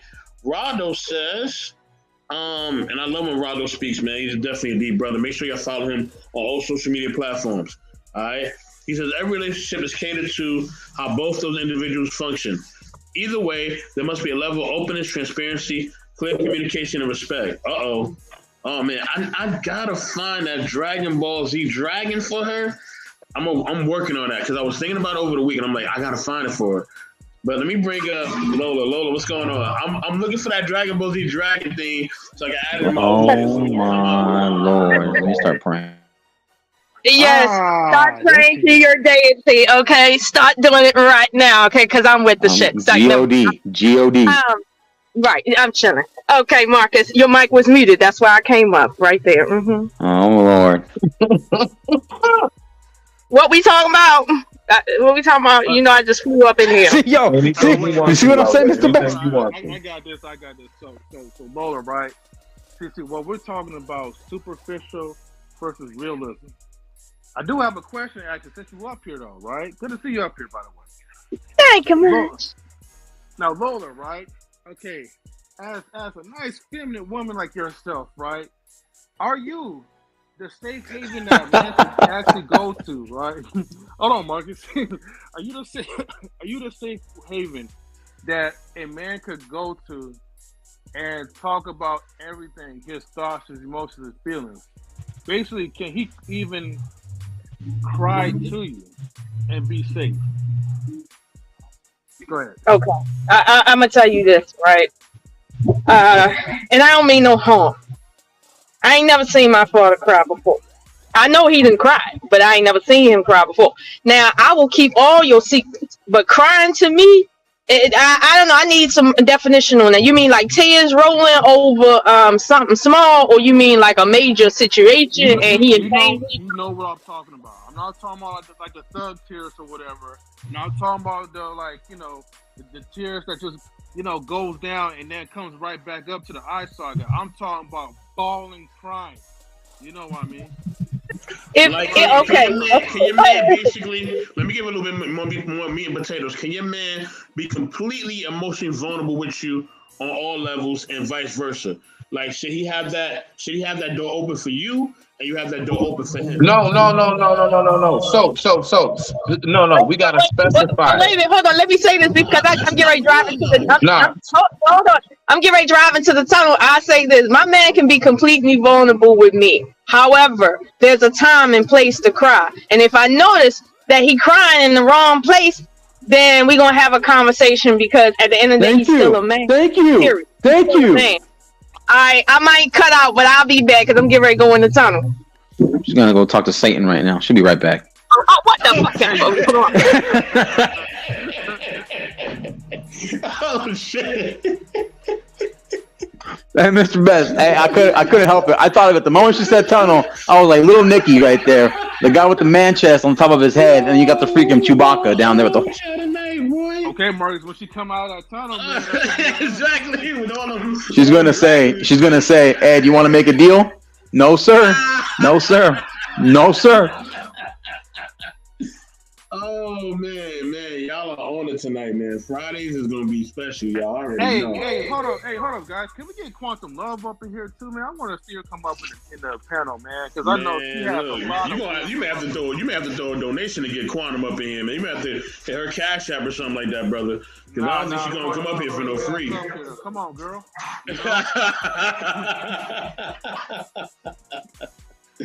Oh man.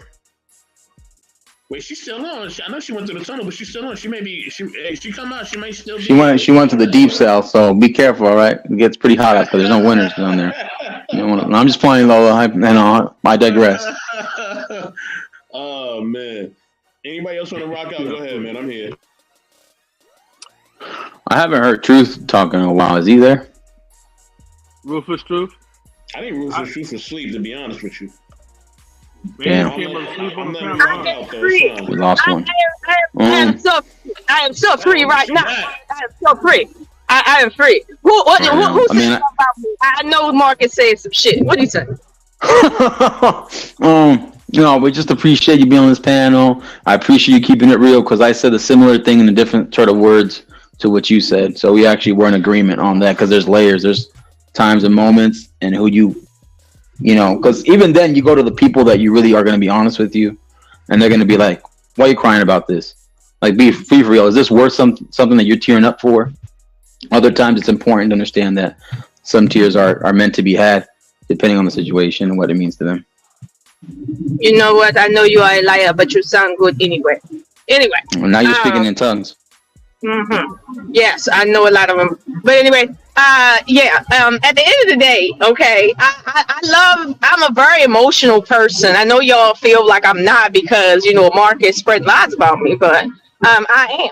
And the thing is, the issue is, I like my dad, he didn't mind me crying.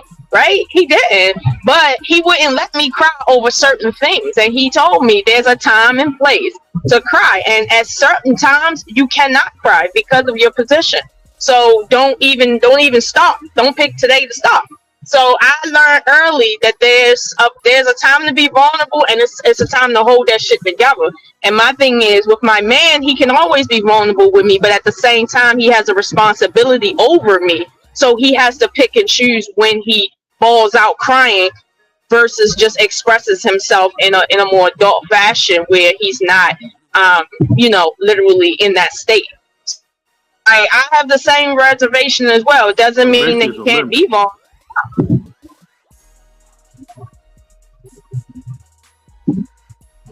What's that, Lola? I think she said she got a pitchfork. You know what? I said what brought that conversation on. What are you talking about? No, you said something at the end and then you cut out. Oh my God. Can you guys hear me now?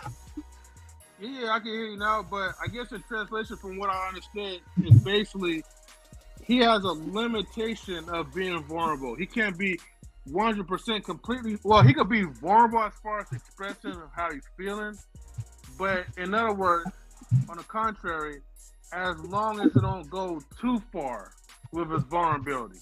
That's what she also put a limit on herself too, though, which is interesting. She did, yeah. She can't be like bawling out crying, and I'm not dismissing people like who have those safe havens. If you have that, good for you, But this is the point where it's like, okay, this is all a subjective type of conversation. I hear that, Miss Goddess, having her perfect 10, her man who has the liberty to come to her anytime if he chooses, and she's more open and vulnerable into pretty much speaking or expressing emotional feelings, Whereas Lola, based on her upbringing, and plus grown with, more close to her father, she was more taught of something that was far different. That, hey, there's a time and a place for you to be expressive, for you to be vulnerable, and then there's just a time where maybe we might have to go over this mean route and, get ourselves like in a prayer closet or something, or just be out in the wilderness or just completely by ourselves, away from people. It just depends on like who you are and what time it is like for you to actually be comfortable enough to like let it out. M3, you remember the scene in hey, Boys in the Hood when Cuba Gooding Jr. was throwing jabs at the air. He was so angry. You remember that? Yeah. Oh yeah, and you remember like It's a it was little such sensitive, though. wait, but no. It's a little You remember sensitive.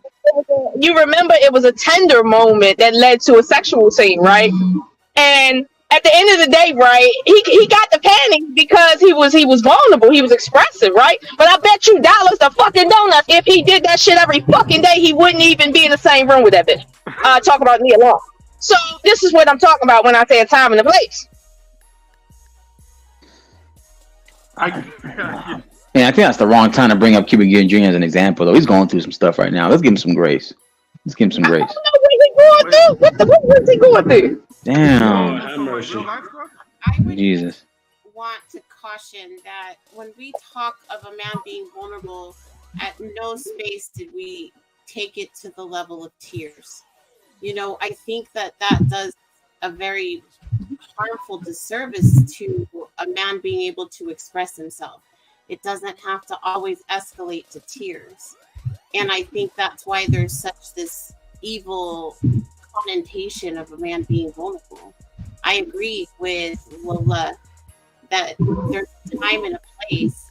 I just am in a space that the man gets to set that time and place. I don't want to control that because, again, it could hit out of nowhere and it could happen off of the smallest thing. I want to be able to recognize that it had nothing to do with that small thing. That's just what broke him. Hey, can I ask a question real quick? And I'm not. It's just I'm gonna ask. Hold on, Smitty. Hold on, because I do got Lady Phoenix up here. She just pulled up, and I'm gonna get you a question. Lady All right, go ahead. I know you've been watching this literally the whole show, so definitely share your piece, and I'm going to Smitty right after that. Good evening, everybody. Hello, M3. Shout out to Mrs. M3. Hey, what's up, Auntie? That's my Shiro. Marcus, I got you, baby. Come to Dallas, Texas. You got a plate, even if it's not holiday. I got you. You and I love it. A4, Thank you. man, that's on the to-do list. I will say this. Life is different now. We go by what society say instead of what our minds and hearts go through. You know, back in the day, Big Mama was ironing and she took care of our problems. The men in the barbershop, I can't tell you what was going on because they were men and I was guided to my own place. My father was, I'm not Muslim, but my father was a minister in the Nation of Islam. And he raised me. My mother didn't. So I saw things. I didn't know things, but I knew my place. And I was bred a certain way. A lot of American women don't like that word, but I was bred a certain way.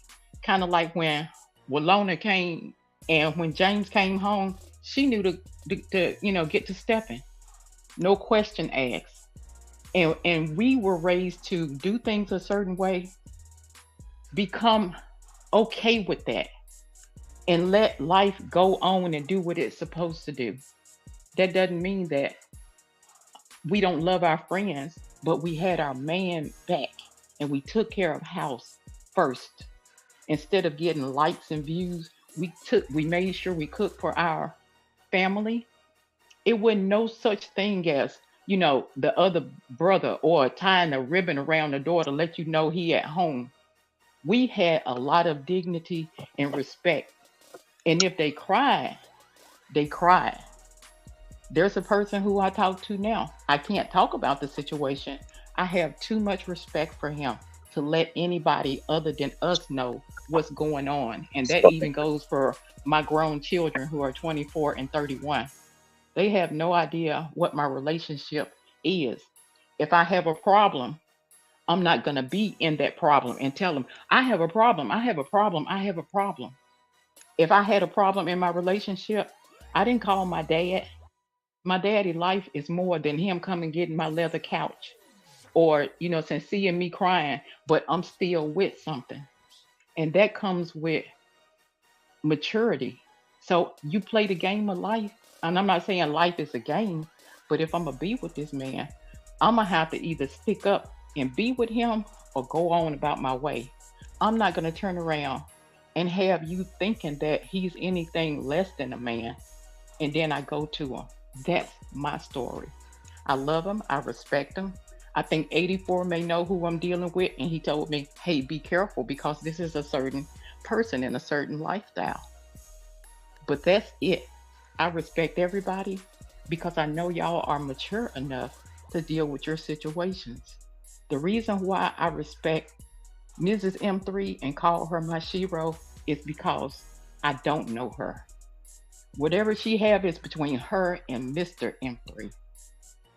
There's been time, even though I'm older than both of them, that they have had to show me how to conduct myself. And I just had to be quiet and learn. I love you, M3. Every time that there has been a situation, I will say that when I fell down, I had all of y'all picking me up. We not as bad as the rest of the world think. That's for society to hate on us. You got a man and you happy, that's all that matter, Miss Goddess. If you have a man and you are happy, the hell with what Sophia think or what my daddy did and taught me. I'm happy because you happy.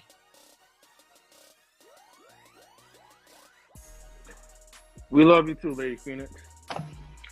Love you too, Lady Phoenix. Bless you. Bless you. Smitty, go ahead, bro. Go ahead and shoot. Okay. Nah, I just wanted to ask this question. As far as like, being the exact same. So like just let's take like there's a dire situation going on because you were speaking on it's not just, subjected to just only tears.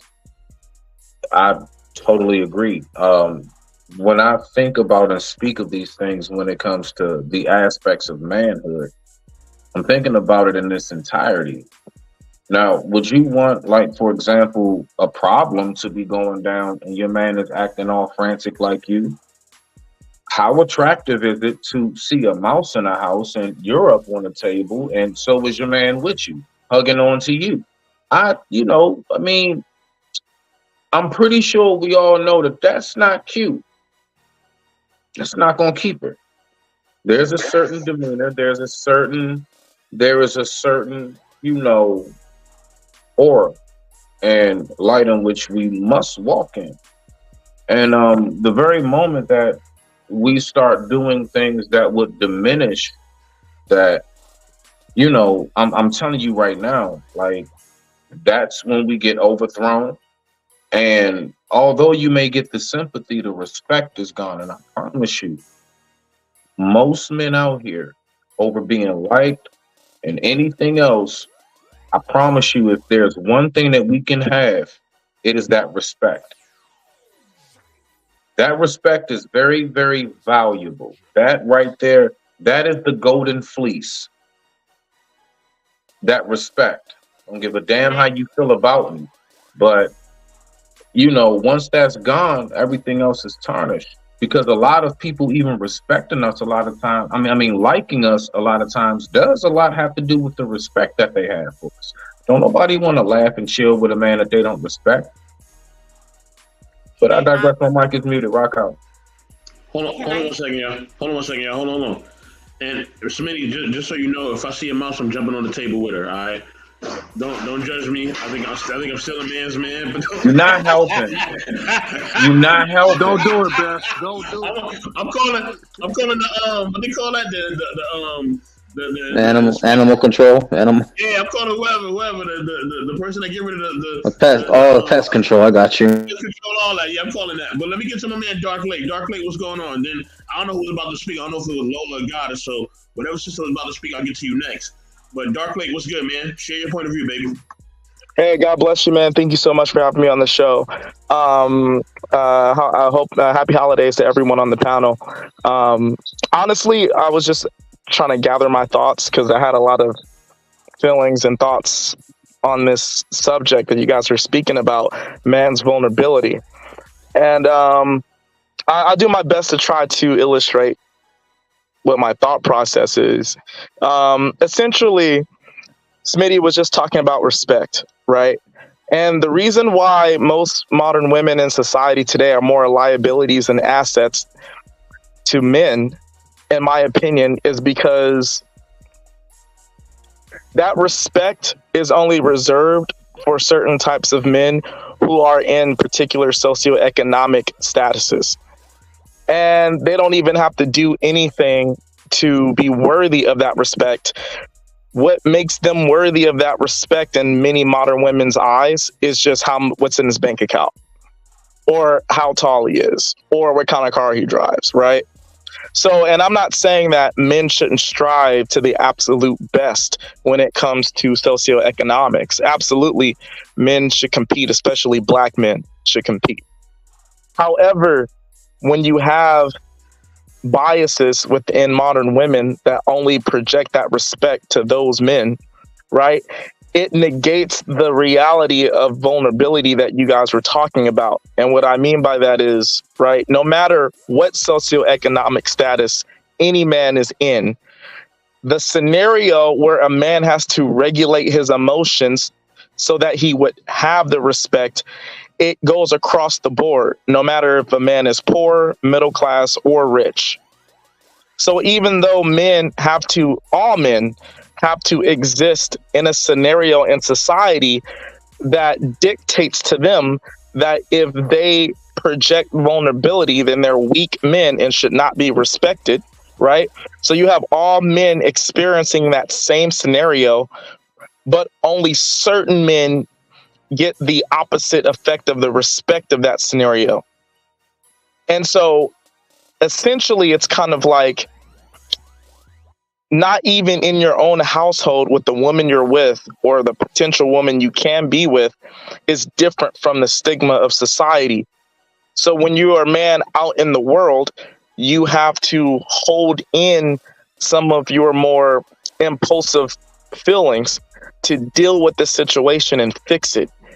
But the way that women are projecting their ideas is if they're in the same thought process as society. So when a man has to do that out in the world and a man has to do that in the household. And I'm not saying it's wrong for women to expect a man to have control of his faculties in the household. But if a man has to endure the same stigma in the household that he does out in society, then there should be an automatic fucking respect for most men. And that's not something that a man needs to work to be worthy of. And because a lot of modern females don't understand this, they are more liabilities in society than assets. Okay. Ladies, anything you want to say? I do not believe that every man deserves respect. And I don't think that that's an automatic given to you just to be a man. I think that that is something that is earned. Because if we were all just to give an automatic respect to everybody, then there would be an even bigger entitlement issue than what we have right now. And I really, truly feel that there is credence to what you spoke of. I just don't think of it as a true definitive like you do. I believe that there's room to have that very structured type mindset as long as there's that fluidity that allows you to recognize that sometimes that might not be the best way. Respect is not something, I've never believed that to be something that's just an automatic. And I was raised in a family where the moniker was demanded. It was Aunt so-and-so. I don't feel like you should just be given that moniker just because that's where your placement is in the family. I never believed in that blind kind of respect, because some of these people are assholes. I can't respect an asshole. So Absolutely. I'm sorry. Would you mind if I know I just cut you off. I'm sorry, but do you mind if I respond to that? sure. So, to the bone of the matter, I agree with what you just said, right? In actuality, I don't think every man deserves respect. What I'm really trying to do is expose the reason why we shouldn't be equal, and why, when it comes to privileges in societies, right, men should have certain privileges like authority. Because if I were to take your logic and I were to inverse it pertaining to what's expected of men, if all men don't deserve respect, then that means all women don't deserve protection. And then we would have to then we're not equal for a reason, and it's a good reason. It's because there needs to be certain privileges given to women that men just inherently understand. If there is a woman walking down the street, I don't know her. She hasn't done anything to deserve my protection. But if a stray dog comes running across the street and I'm a man and I'm standing there, I'm not going to just sit there and let her get attacked by the stray dog. And yes, I would come to the aid of anyone, but for men in society, it's a bit more of a stigma when you're a man and a woman is in trouble, because society and everyone knows that women are the weaker sex. So it's a bit more of an emphasis to protect that random woman you don't know. Or something as simple as if I'm walking in a Starbucks and a woman is behind me, I open the door for her, right? That's something that has been instilled in men for the most part. It's like muscle memory. So these unequal stigmas should exist in society because we are not equal. But what a lot of men are dealing with is this idea that we are equal, but the same people who are saying we're equal are not considering the different fallacies in that logic. So if we're combating a lot of feminist ideals, so if you're going to say that not all men deserve respect, then you have to also say that not all women are deserving of protection. So if that woman did nothing to deserve my protection, she's a random woman, I should let that woman get attacked by the stray dog or get harassed by the creep or whatever, even though I'm a man standing there and watching it. So what I'm really trying to expose and reveal to you is that in the same way that you don't feel that every man deserves respect, men feel that way too, but because of the pressures of society, we will be chivalrous still and jump to the aid of a woman who's in trouble. So there's still more weight on man's shoulders in society, whether the random woman deserved it or not, pertaining to what we can offer the opposite sex. Like, do you understand that? So I do not think that every woman should be protected. So I can give you audience to that. I just don't believe in that regimented mindset. And I do agree with Tika. There is a basic human decency that everybody should be given, but that doesn't constitute respect. You know, I don't think that sometimes a man doesn't want to lead. Maybe he wants his woman to lead. That doesn't take away his manhood. That just means that the position's changed. I don't see it as black and white as other people do. I can appreciate the views. I like might be better. Well, yeah, I'm just saying that, like, I just think that you should consider the man's experience in society, right? So if what you're saying is true, then anytime something happens to a woman, there should be, or a black woman for that matter, there should be no women complaining that black men don't protect black women, then, right? I am but one lowly woman. I can't speak to the whole frickin' woman's race. I can just let you know that I've shared your sentiment that not every woman deserves to be saved or protected, because a lot of them put themselves into that position in order to see who will do it for them. It's a manipulation tactic in many respects, and I don't approve it. So I can give you that, but I don't have to consider the male perspective. I can empathize with it. I can have compassion for it, but I'm a woman. I will never understand what it means to be a man. I can just listen and adapt to ensure that my man never feels like he has to be something he is not. Not And for hey, me. I want to give a shout out to Lola because she's looking good right now. How you doing, Lola? What's good? No, I understand what you're saying, ma'am. It's just that, like, when it comes to the vulnerability, right?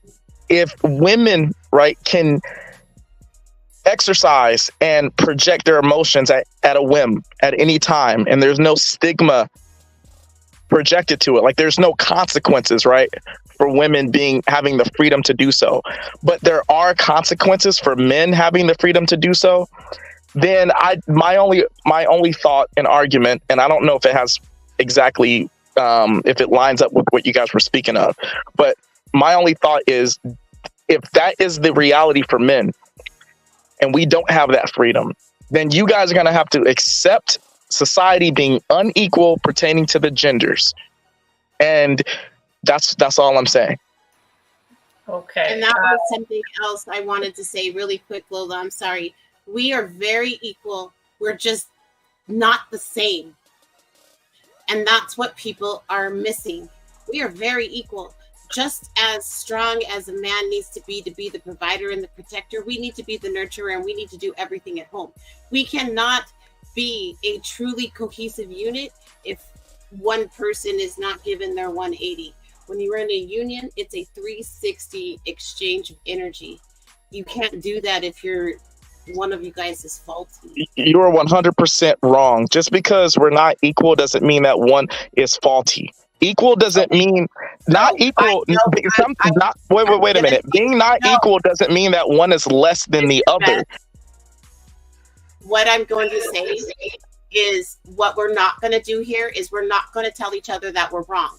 We are exchanging. I just told you that I'm wrong. I'm the man because listen, what you just said. This is why. No, wait. I'm sorry, bro. Let me just say this. I'm not gonna blow up. I just want to say this. You just said something that was incorrect. You said we are equal but not the same. That doesn't make any sense. That's why I told you were wrong. You cannot tell me I'm wrong and let that be the last time you do that, because we're not going to do that here. Listen, you don't give a man orders. That's what you won't do. You said something that was incorrect, and I just corrected you because I'm a man and I like to fix problems. I don't just indulge in how I feel about things like most of you modern women. So when I tell you that you're wrong, you listen to it and you consider it. Okay, you don't tell me not to tell you that, because what I just told you was correct. And the fact that you felt comfortable to do that means that you don't know how to operate around a man, which is why you're probably single. Oh, okay. Hold on, wait a minute. Hold on, ma'am. That's my little brother. Hold on. Time out.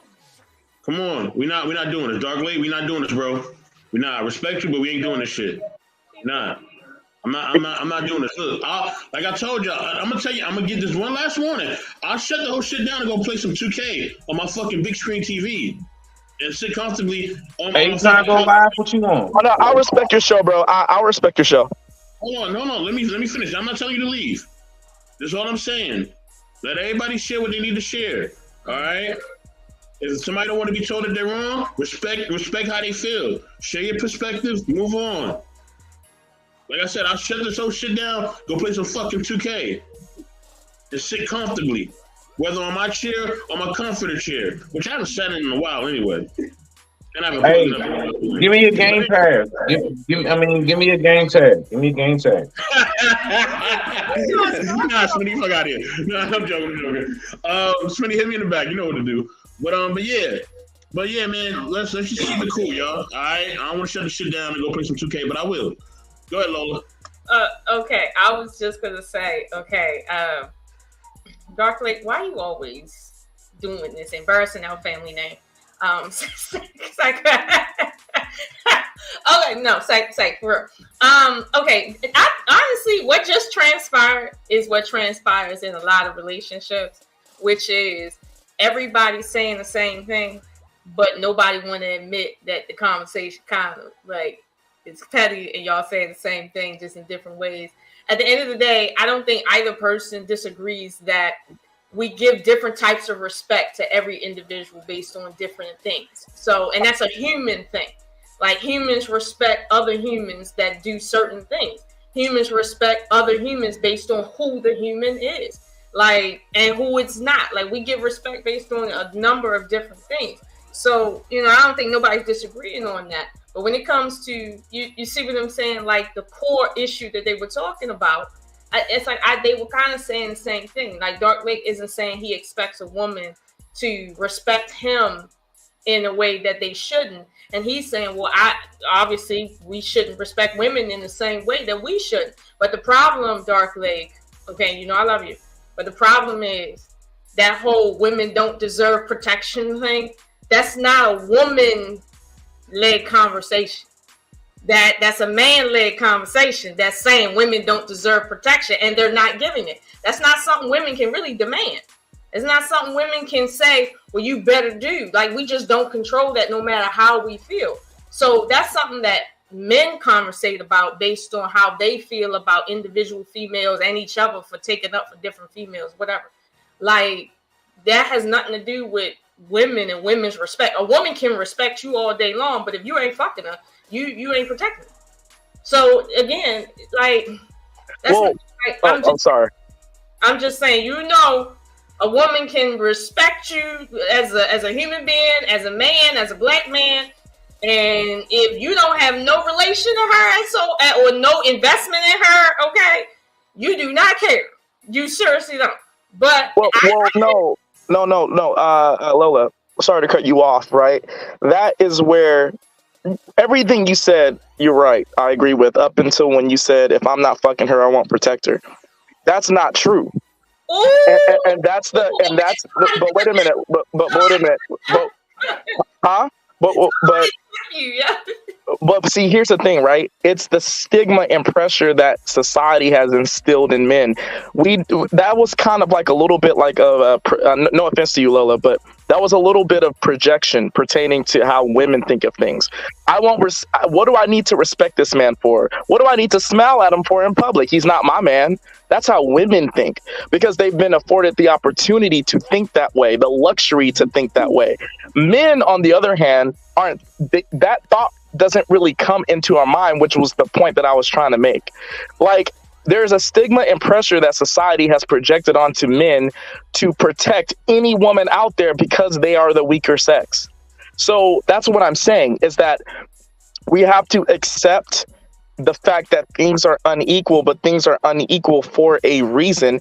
And I just feel that a lot of modern women don't understand this, which is why they can just so comfortably think that they're the same as men without considering the different thought process. They don't even know it is a different thought process. Like what you just said is not in the minds of men for the most part. Maybe we'll want, to think that way, only protect women who we're fucking or romantically interested in, but if we don't, there are these different metrics and different markers to it. If you don't operate like this, then you're not a man at all, right? You are unworthy, you're a bum, and you're a horrible specimen of an entity because you didn't do this.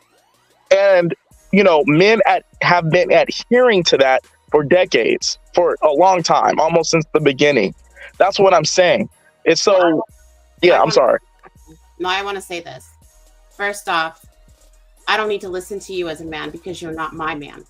I listen to my man. My point exactly. She just made my point, Lola. I listen to my man. You told me that I needed to listen to you as a man. There's a difference. Okay, and I get your sentiment there, but that is proving my point. What I'm saying is, wait, hold on. I'm sorry, man. What was your name? Your name isn't on the screen. I'm sorry. What was your name? I'm sorry. Please listen to me. I am going to be very blunt. I feel you disrespected me. I need you to hear me. My name is Goddess. It's on the cover photo. Part of the show. I'm saying I feel disrespected. I don't give two shits about your male chauvinistic personality, but I'm asking for respect. And you cut Okay, me and off. You cut me and off in the middle of my conversation now 3 different times. That is not being respectful. right. And to be fair, I did apologize for cutting you off those 2 times, right? But I hear what you just said. And listen, if I disrespected you, I apologize for that. I'm very stern and earnest when I'm making my points. I would just like to illustrate to Lola what literally just went down just now that proved my point. Lola, when she said, I feel like you disrespected me, right? Even though I might have disagreed with that, I listened to her, right? And I took in what she just said, and I just apologized if I disrespected her, right? That's what just happened, right? But before that, she said, "You're not my man. I don't have to listen to you," right?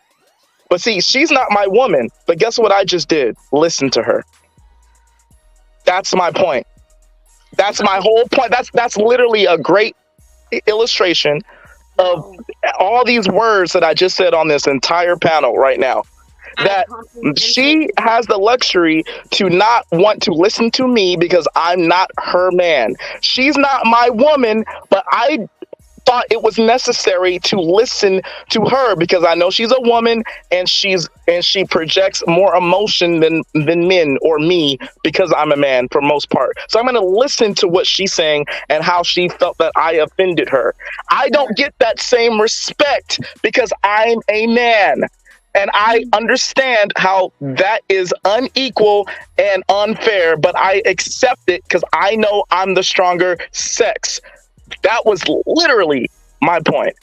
Thank you, Goddess. Okay. You made a comment. You made a comment. My response was to the comment you made. That's all. You're making this way more personal than it needs to be. I am responding to the fact that you, out of your mouth, told me to basically sit down and shut up because a man was speaking.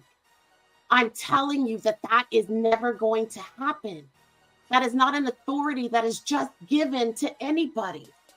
And then to couple that, I said that I give that authority to the man that I'm sharing a life with. You again took that personal. That's not personal. That's a statement of fact. You're asking for a respect that a woman would only give to the man that she's choosing to lay with. Right. And my point is, in the inverse, men don't have that luxury to protect only the women who we are with.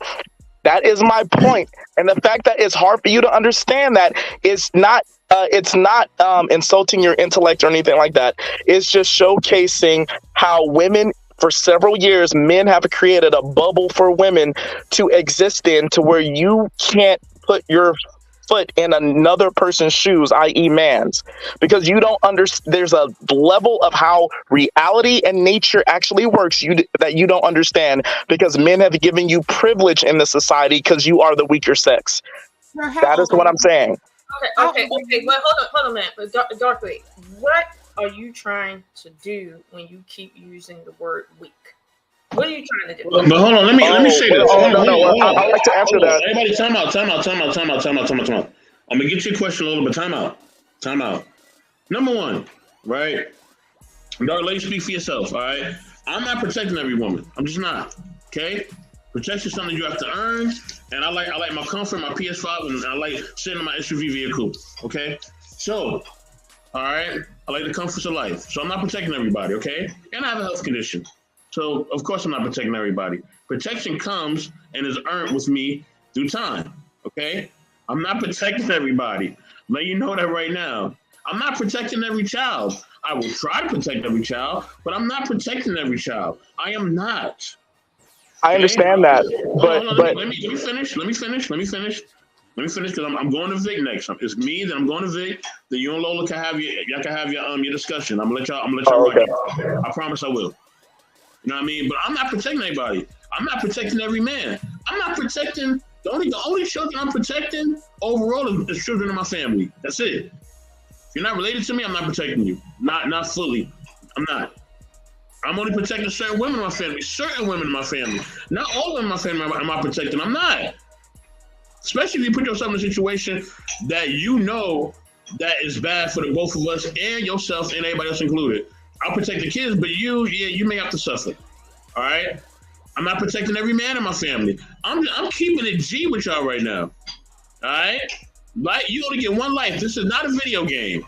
I'm not going to run in the building, get burnt up, die, and come back tomorrow. It's not happening. All right? And that's the one thing that y'all have to understand. Hopefully somebody come back. I know his phone died, but hopefully he comes back and he charges up the phone. Somebody come back. But I'm going to get to my man Vic. Vic, what up, baby? What's good? Peace. What's going on? Everybody all right? Vic, whatever, man. Hey, all right now. So short story. There was this wise person who told me once, because we're having a very similar conversation, and they was like, "Yo, who's more important, the doctor or the janitor?" And if you're being realistic, you understand that the doctor may be more skilled, or his position may be more desired or in need. However, the janitor, though not equal in skill, is equal in importance. So if we're going to start speaking about things that are equal, we can say that men and women are equal in importance inside of a home or a family or a relationship. However, they are not the same, and they are not equal in skill, in types of skills, physical nature. None of these things are the same. The way we process information, there's things that women are, like, by definition and by nature, better at than men. We are not the same. However, when you're looking at things as far as priority, the things that are needed from a man generally come first: provision, protection, leadership. And the things that a woman offers is a support role. Our military ain't shit without its support. So The frontline infantry don't move without scouts and air support. Oh, okay. You understand what I'm saying? So what do you say? Behind every great man is a great woman. No. Behind We, every we, we, we nigga is a bitch to supporting his ass.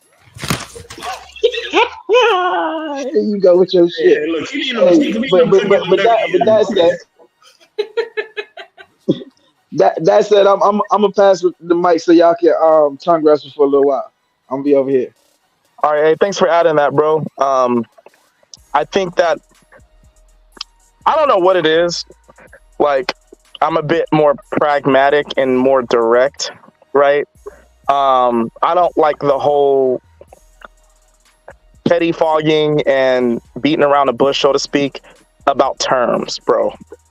When I say women are the weaker sex, I don't mean less than, right? I don't mean unnecessary, right? What do you mean? I mean literally weaker. Like, Lola, if you and I started, like, if I met you in person, right? Like not even meeting you in person, but like I'm stronger than you. Now, there are some things that you might be better than me in, and some things I might be better than you or more proficient in. But we're not equal.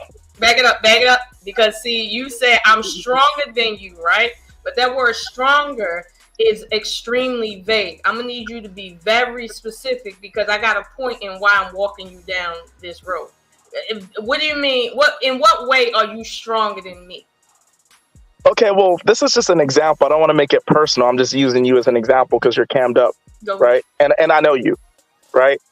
But primarily, right, when it comes to succumbing to propaganda, I think that men are less likely to do that. I think it's easier to elicit emotional responses out of women, right? I think that men are for the most part, physically stronger than women.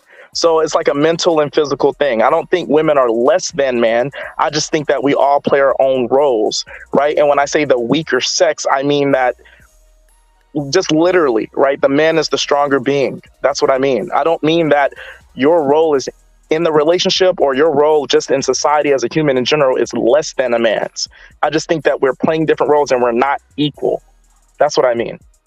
Okay, so the word weaker is not a derivative of any word that is referencing something being the same or different. Weaker is a specific descriptive word.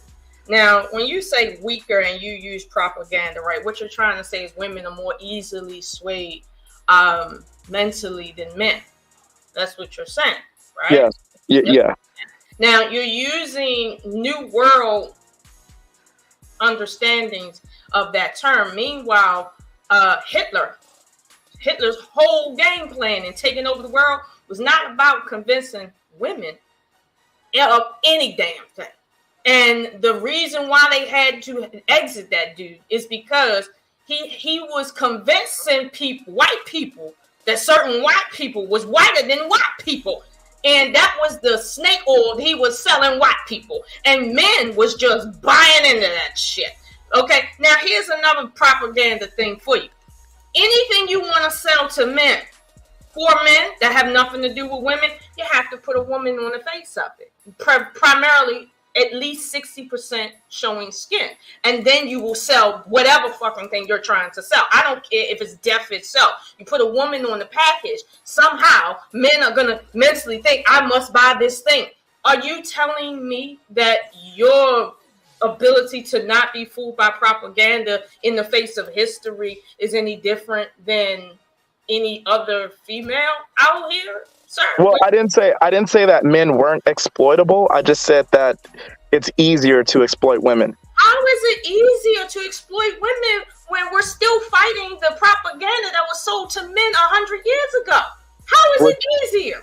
Wait, which is what? What was the propaganda? The propaganda that was sold to people 2 centuries ago, 1 century ago, hell, 60 years ago. We still fighting that shit. In terms of politics, in terms of culture, in terms of just a lot of stuff. And you're telling me men aren't as easily swayed because you're listening to Macy's commercials telling you that, well, it's easy to sell holiday gifts for the children to the women because the women are the ones primarily with the children. So therefore, somehow you think they're more easily persuaded because men have studied women to a point to understand how they work. Meanwhile, women also have studied men to a certain point and understand how y'all work. And women get over on men, and all the ladies will agree because most of you, and I mean as in 99.9% of you, are dumb as fuck when it comes to women. And this is how women get over on men that you be complaining about because they know how easily persuaded you are. Just because of your makeup. So this whole thing of, well, you're the weaker sex because you're more easily persuaded. I'm going to need you to come down to Baltimore City and tell that to these dudes that if you scuff their Air Force Ones, you can persuade them to kill a dude in 20 minutes. Because they were raised, never mind. No. You can persuade them. Now, if you're going to put in, well, because they did it, now you're putting in additives, we can do that with women too. The point that you made about women being more easily persuaded, that's something that you have been persuaded to believe. That is not true in terms of easier. Both men and women can be persuaded based on their nature. That's a false. Well, I think there's an argument to be fair, I think there's an argument to be had there. I think you made a couple of good points. But let me just ask you. Wait. Let me ask you a question. So wait a minute, Lola. I think you made some good points there. And if you don't mind, I would actually like to debate you in the future about that, right? Because there were some good points and I should think about some of those points. But let me just ask you a question, right? Okay. Is it unfathomable, right? With everything that you just said, right? Is it unfathomable, outrageous, such a stretch for me to think I'm stronger than you? Okay, that's what I was getting ready to go to next if you just gave me a minute, little bro. Okay, so you said men are more physically stronger than women. Right? You standing next to that hill? Yes or no? Physically and mentally, that's my opinion. No, we don't mentally. We gonna get into that. Let me write that down. Mentally. Oh, Okay. okay. You just want to deal with the physical strength? Okay, yeah, we'll go there. Okay. I concede that mental point for now before you get into red pill. I'm not conceding. No. I said she brought up some good points. I'm not conceding in it. I told her that I would love to have a future debate with her about that. I'm not conceding anything, but I will admit that she made some good points there. Okay. Hold on. You said physically strong, right? Physically strong. Now, you feel that men in general, the average man, is stronger physically than the average woman because he can pick up things easier than she can, right? Well, no, it's not just a matter of lifting things. You know, our strength in our hands are like 10 times stronger than a woman's. You know, there's a lot of things. No. There's only but so much a human body does, okay? Now, it really is. I've seen a woman pick up a car, okay? Literally when her baby was stuck under it and it was on fire. So yeah, I believe that happened. No, it's adrenaline, and it's something that we've evolved to do under dire circumstances. No. You don't sit and make excuses for men, but then and put caveats on for men, but then for women we don't put no caveats. See, what that's doing is showing that you're biased and you've been easily persuaded and you're not open to understanding ideas. Here's the thing: physical strength, right? It's not just in what you can pick up. Physical strength is in how much pain you can also bear. And there has been too many scientific studies to show that men, by far, cannot bear the same amount of pressure, the same amount of pinpoint pressure, which is different. Childbirth. No, it ain't just childbirth. Okay, people think it's just childbirth. You cannot sustain that. The equivalency of the amount of pressure that a body can handle exceeds itself in the female body. And it will kill you. The pain that I feel just in childbirth will literally kill you. So when you say men are physically stronger, I would like for you to undergo some experiment to show, without killing you, what women's bodies are subjected to whenever they just so happen to get pregnant.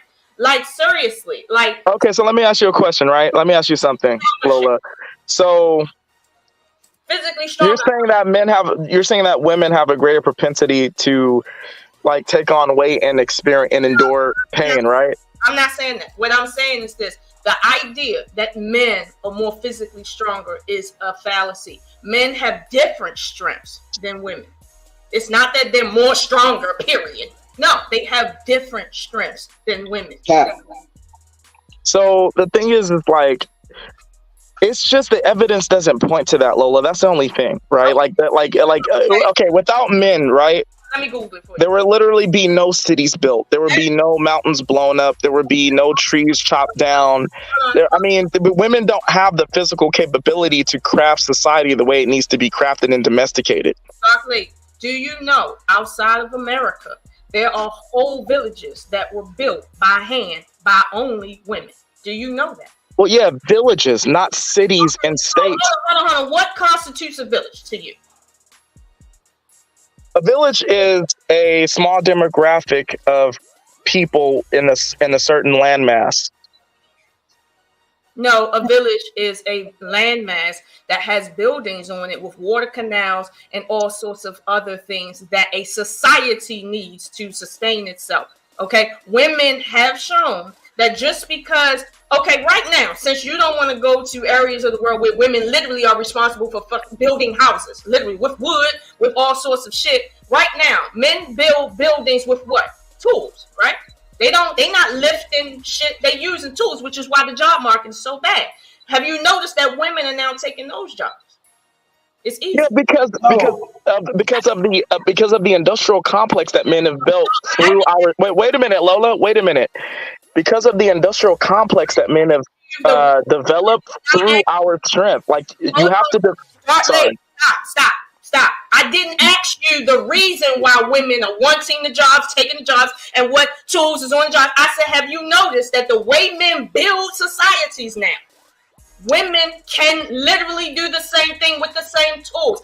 But to your point, that women cannot build cities. Cities are built with automated tools. Something a dog can do if he was taught to press the right button. So So do not sit here and say that women don't have the capability of using hammers. Okay. It's a testament to man's strength, though, because if you wait a minute, if you chop down trees, right? Yes. As men, and you chop down trees, and then you create an industrial complex that then invents machines that can do it, right? You only knew how to invent the machine to do it because you were doing it yourself at one point. So the fact that women can operate that machine to chop down trees, it is providing that woman with an opportunity she didn't have, and she wouldn't have had that opportunity if men didn't have the strength in the first place to chop down the tree. Like, you understand? No, Yeah. Hold on. May I interject for just a moment? Hold on, Vic. Here's the thing: you're forgetting about your own ancestors. The black women that bore you, your great grandmothers, was out there chopping down trees and building this country. No, they weren't. No, they weren't. No, they weren't. They were. Mute your mic. I have ultimate respect for my female ancestors during slavery, but they were not doing the same labor that the black men were doing. I can't let you do that, Lola. I can't let you do that. Mute your mic and stop being a child in the Sorry, I'll mute my mic. Sorry, go ahead. People don't like arguing over top of you, for real. Every time you go someplace, every female has the same issue with you, okay? I'm telling you right now, you have to learn to just let people get their ideas out and formulate your ideas around what they're saying. You cannot just jump in there and say what you can't let somebody do. People are going to do what they're going to do, all right? What I'm telling you is this. Every single record of slavery shows that black women were expected to bear the same level of work and load that black men were. And they were also utilized and brutalized at the same level with the same tools. Have you ever had somebody hit you with a whip with claws in it that's going to grip your skin and pull it out? As a man, you're stronger than me, right? You can bear more physical pain than me, so you think. But then when I tell you both women and men were subjected to the same level of pain for centuries, cutting down trees, building houses and complexes and industries we still living off now. Oh, suddenly, oh no, you got an opinion about what is empirical data and written in history forever. This is what you're telling me. But then when you talk to this lady over here, when she says, I don't have to listen, you don't understand why women but they're telling you that, look, your opinion is your opinion. That's great. But the only opinion that really matters to my life is the one of the guy who's actually sustaining my life. That's okay. May I respond, please? Go ahead. Here's the thing, right? And it's kind of sucks because I can't really go at what you're saying like I want to because I like you in so many ways. I can't be Dark Lake revived. I can't. I just can't do it. But I'll say this. I'll say this, Lola. Lola, I'll say this, right? You said a lot of. Oh, I'm sorry. Hey, I'm sorry. I didn't mean to cut you off. I'll be done after this. I'll just say that there's a lot of what you said that's just not true, Lola. Like the thing about it is, men and women, black men and women during slavery were not subjected to the same labor, right? They weren't. I'm not saying that. Listen. Wait a minute. Time out. Lola. Time out. I'm not saying that women had it easier. There were struggles and things that the black female slaves were going through that was horrific. It just wasn't the same as the men. What they were going through that was. Wait. Now you're cutting me off, Lola. Wait. I just want to say it's not the same thing. It's not the same horrific things. There are tons of cities throughout the states, right, where they only had black men building dams, where black men had literally died under the different footings and the different mud capsules that they had made to construct dams. There was no women constructing dams during slavery. There was black men doing that. There weren't women building homes during slavery. That was black men doing that. Also, when it comes to the Civil War, that was black men dying in the Civil War for black people's freedom. That wasn't black women doing that. So there's a lot of things, Lola, where black men and black women suffered during slavery. But black men most certainly wholeheartedly took on more of the brunt of punishment and labor throughout all of slavery. Based on what evidence? Hold on. Before y'all go on. Pause. Time out. Wait. Time out. Because I'm pulling it up now. Hold What, on, time out. what evidence is he Hold talking about? on, hold on, hold on, hold on. Everybody, hold on, please, hold on. I'm gonna let my man Vic do his thing because he's been waiting, patiently waiting. No, we gotta get his evidence up here. I need him to put his money where his mouth Okay, is. I know you want his evidence, but we're gonna get to that in a minute. I'm gonna let Vic shoot. Then I'm gonna go to Goddess, then y'all can go with the evidence. Hey guys, I actually got to bounce. But Lola, I know you wanted to show me something, so I promise to go on your show or whatever, and we can discuss this in detail because I know you want to show me something right now. But I have to bounce. But hey, you guys, Hey, bounce yet, Lake? Hit me out, Lake, and then you bounce. Hit me out first, and then bounce. oh, okay. So this is for both of you, and I think this is where men and women get off, and why the conversation never goes nowhere. Because you see how y'all are ready to go pull up receipts and bicker about the details of slavery, right? Now, unfortunately, in this case, or fortunately for her, she's correct. You understand what I'm saying? So she can dig up all of that to put egg in your face, but it doesn't change the fact that the premise is disingenuous. If you want to say that men and women have different strengths, physical strengths, you would be accurate. Okay? You can't grip like I can grip or lift what I can lift, but you may be able to bear pain that I can't bear or have some other scientific advantages that may be known or unknown. I can see that. However, when we're talking about practicality, the same way I was saying that it's more practical that a man's gifts are priority when it comes to building a relationship and or a family before a woman's skills are ever needed. So in this case, if you're speaking about physical strength, whether it's endurance I did. or ability to lift, we're talking about practical use. In reality, if there's 5 guys walking down the street and they mean you and your man harm, I don't give a damn. You're not gonna sit there and say, well, I can take more licks, baby, you run. I can deal with the pain a little better once you just let them kick my ass instead. Yeah, that's facts. That is not how the premise is made. So at the end of the day, it wouldn't matter if you're accurately correct and you can prove it scientifically with empirical data in black and white, because in reality, it doesn't fucking matter. The ways that we are stronger physically are more necessary in the way society is structured. If you say women are resourceful and they can figure out a way to move around their physical ineptitude when it's compared to a man, absolutely.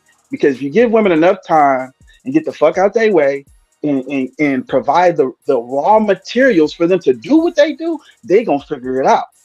They'll figure out a way. They'll figure out the science. They'll figure out the alchemy that will bring them to a place of equivalence, or that will get them to the same goal that a man may be able to achieve given enough time.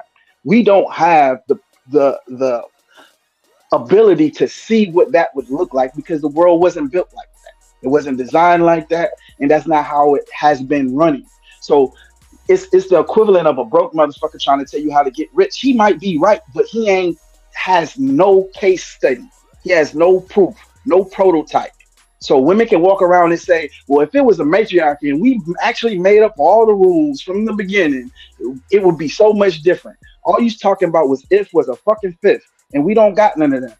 Or we be all drunk. You understand what I'm saying? And at the end of the day, the minutia doesn't matter.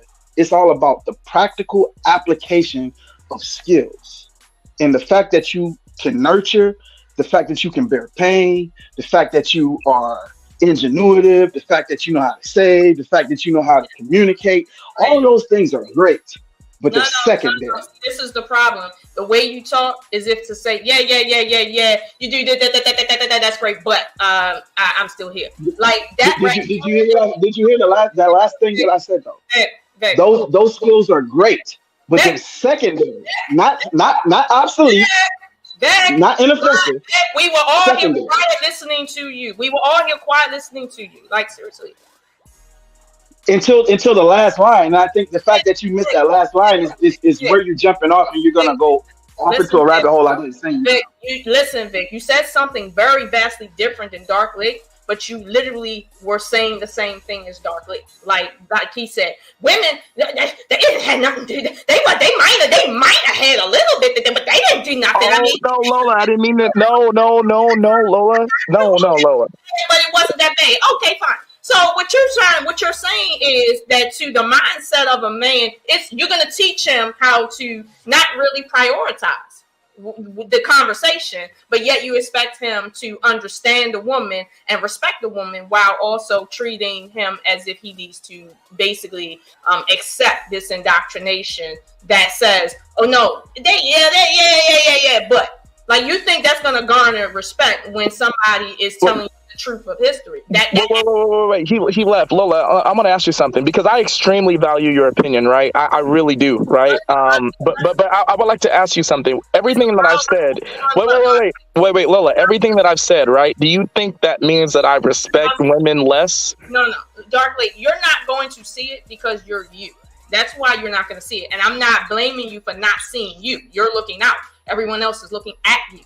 Right now, what the attitude that you have towards women is the problem. It ain't what women do or don't do. Right now, you've said that men afford women privileges. Men keep doing this, and we all can hear that you don't like the fact that men give women what you consider privileges. Now, last I checked, most men have a criteria for what you need to do to have this job. And if you meet it, you can have this job. And they don't care what you got going on. However, okay, when a woman takes the job, suddenly y'all's issue starts rising up to say she's being given a privilege when she met the same standards as you, but she's being given a privilege. That's a misconception of. I know it's a misconception. That's why I'm telling you your attitude towards this creates that misconception that you're given a privilege to use tools. Hold on. Every person working on that plantation is given the same tool if they can prove they can use it. How is it that women are being given a privilege?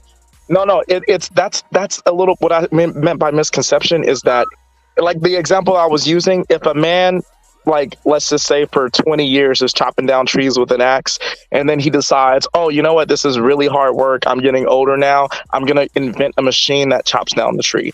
And then, you know what, oh, now I have this machine, and there's like 10 men to hire to operate this machine, but you know what, I'm gonna hire a woman instead. And then the woman gets the job, which is fine, and she operates the machine and chops down the trees. Today in society, we're experiencing women thinking that they are of equivalent level, that they are the same or even better because they got the job to operate the machine to chop down the tree, when she's not considering that men had to know how to chop down the tree in the first place to invent that fucking machine. So it doesn't matter that she has a job using the machine. She's still not at the same level as a man because she never had to be in a position to make the fucking machine in the first place. That is what men are talking about. Why do anybody have to consider the strength that it took men to create homes and wood before, so that they could be humble and close their mouths and stop talking about how horrible men are and how horrible the patriarchy is, to understand that it's privilege that they're operating the machine? That's why.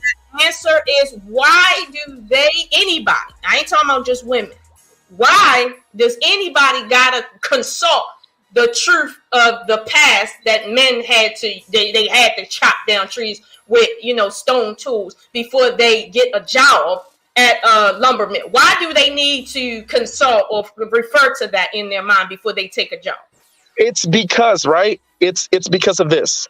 It's not to kiss men's asses. We have a lot of women out here who are not understanding the process of how that machine was made. So then they're highfalutin looking down on men who wasn't picked to do that job, to operate the machine, when it was men who created the machine in the first place. So then they look down at the men and say, how come you can't work and get the same job operating the machine when the society that the men built to create the machine gave you that job because you're the weaker sex and you need a machine to chop down the tree versus a man that doesn't? That is why they need to consider what a man had to do to create that machine. That's not why they need to consider that. And what you just said is bullshit.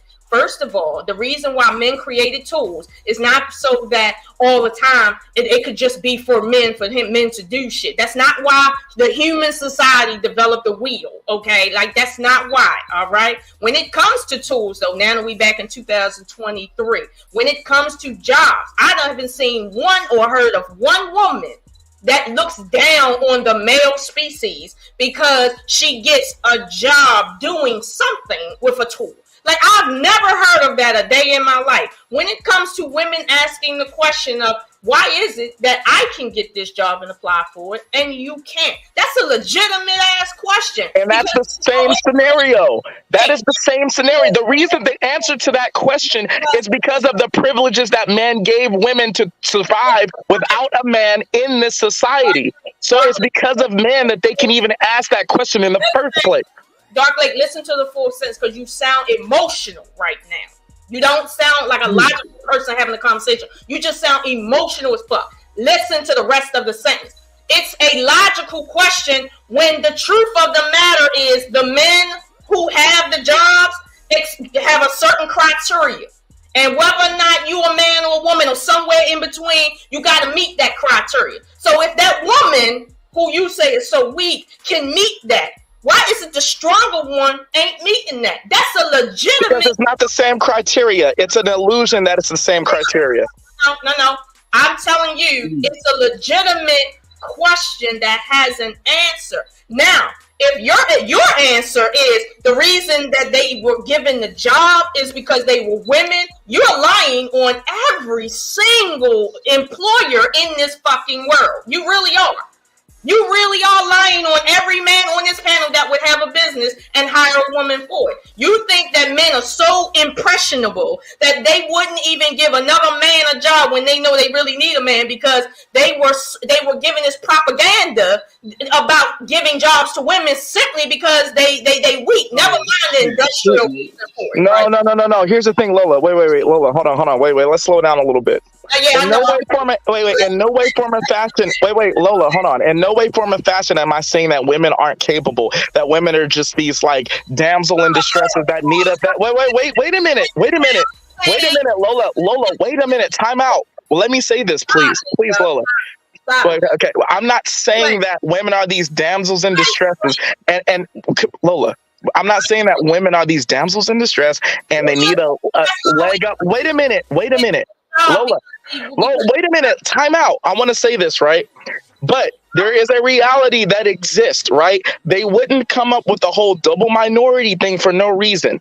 A lot of companies were given an incentive to hire black women over black men because they met the double minority criteria. They were a woman, which is apparently to them is a minority, and they're black, which is another minority. So they had more of an incentive to hire black women over black men because apparently black men only fall under one category of a minority, which is being black, not being a man. So we can't pretend like, I'm not saying that women aren't capable and strong. I know black women. I know my mom. I know how efficient and how efficient black women are. What I'm saying is that let's not be delusional and ignore facts like companies hiring women based on the double minority factor.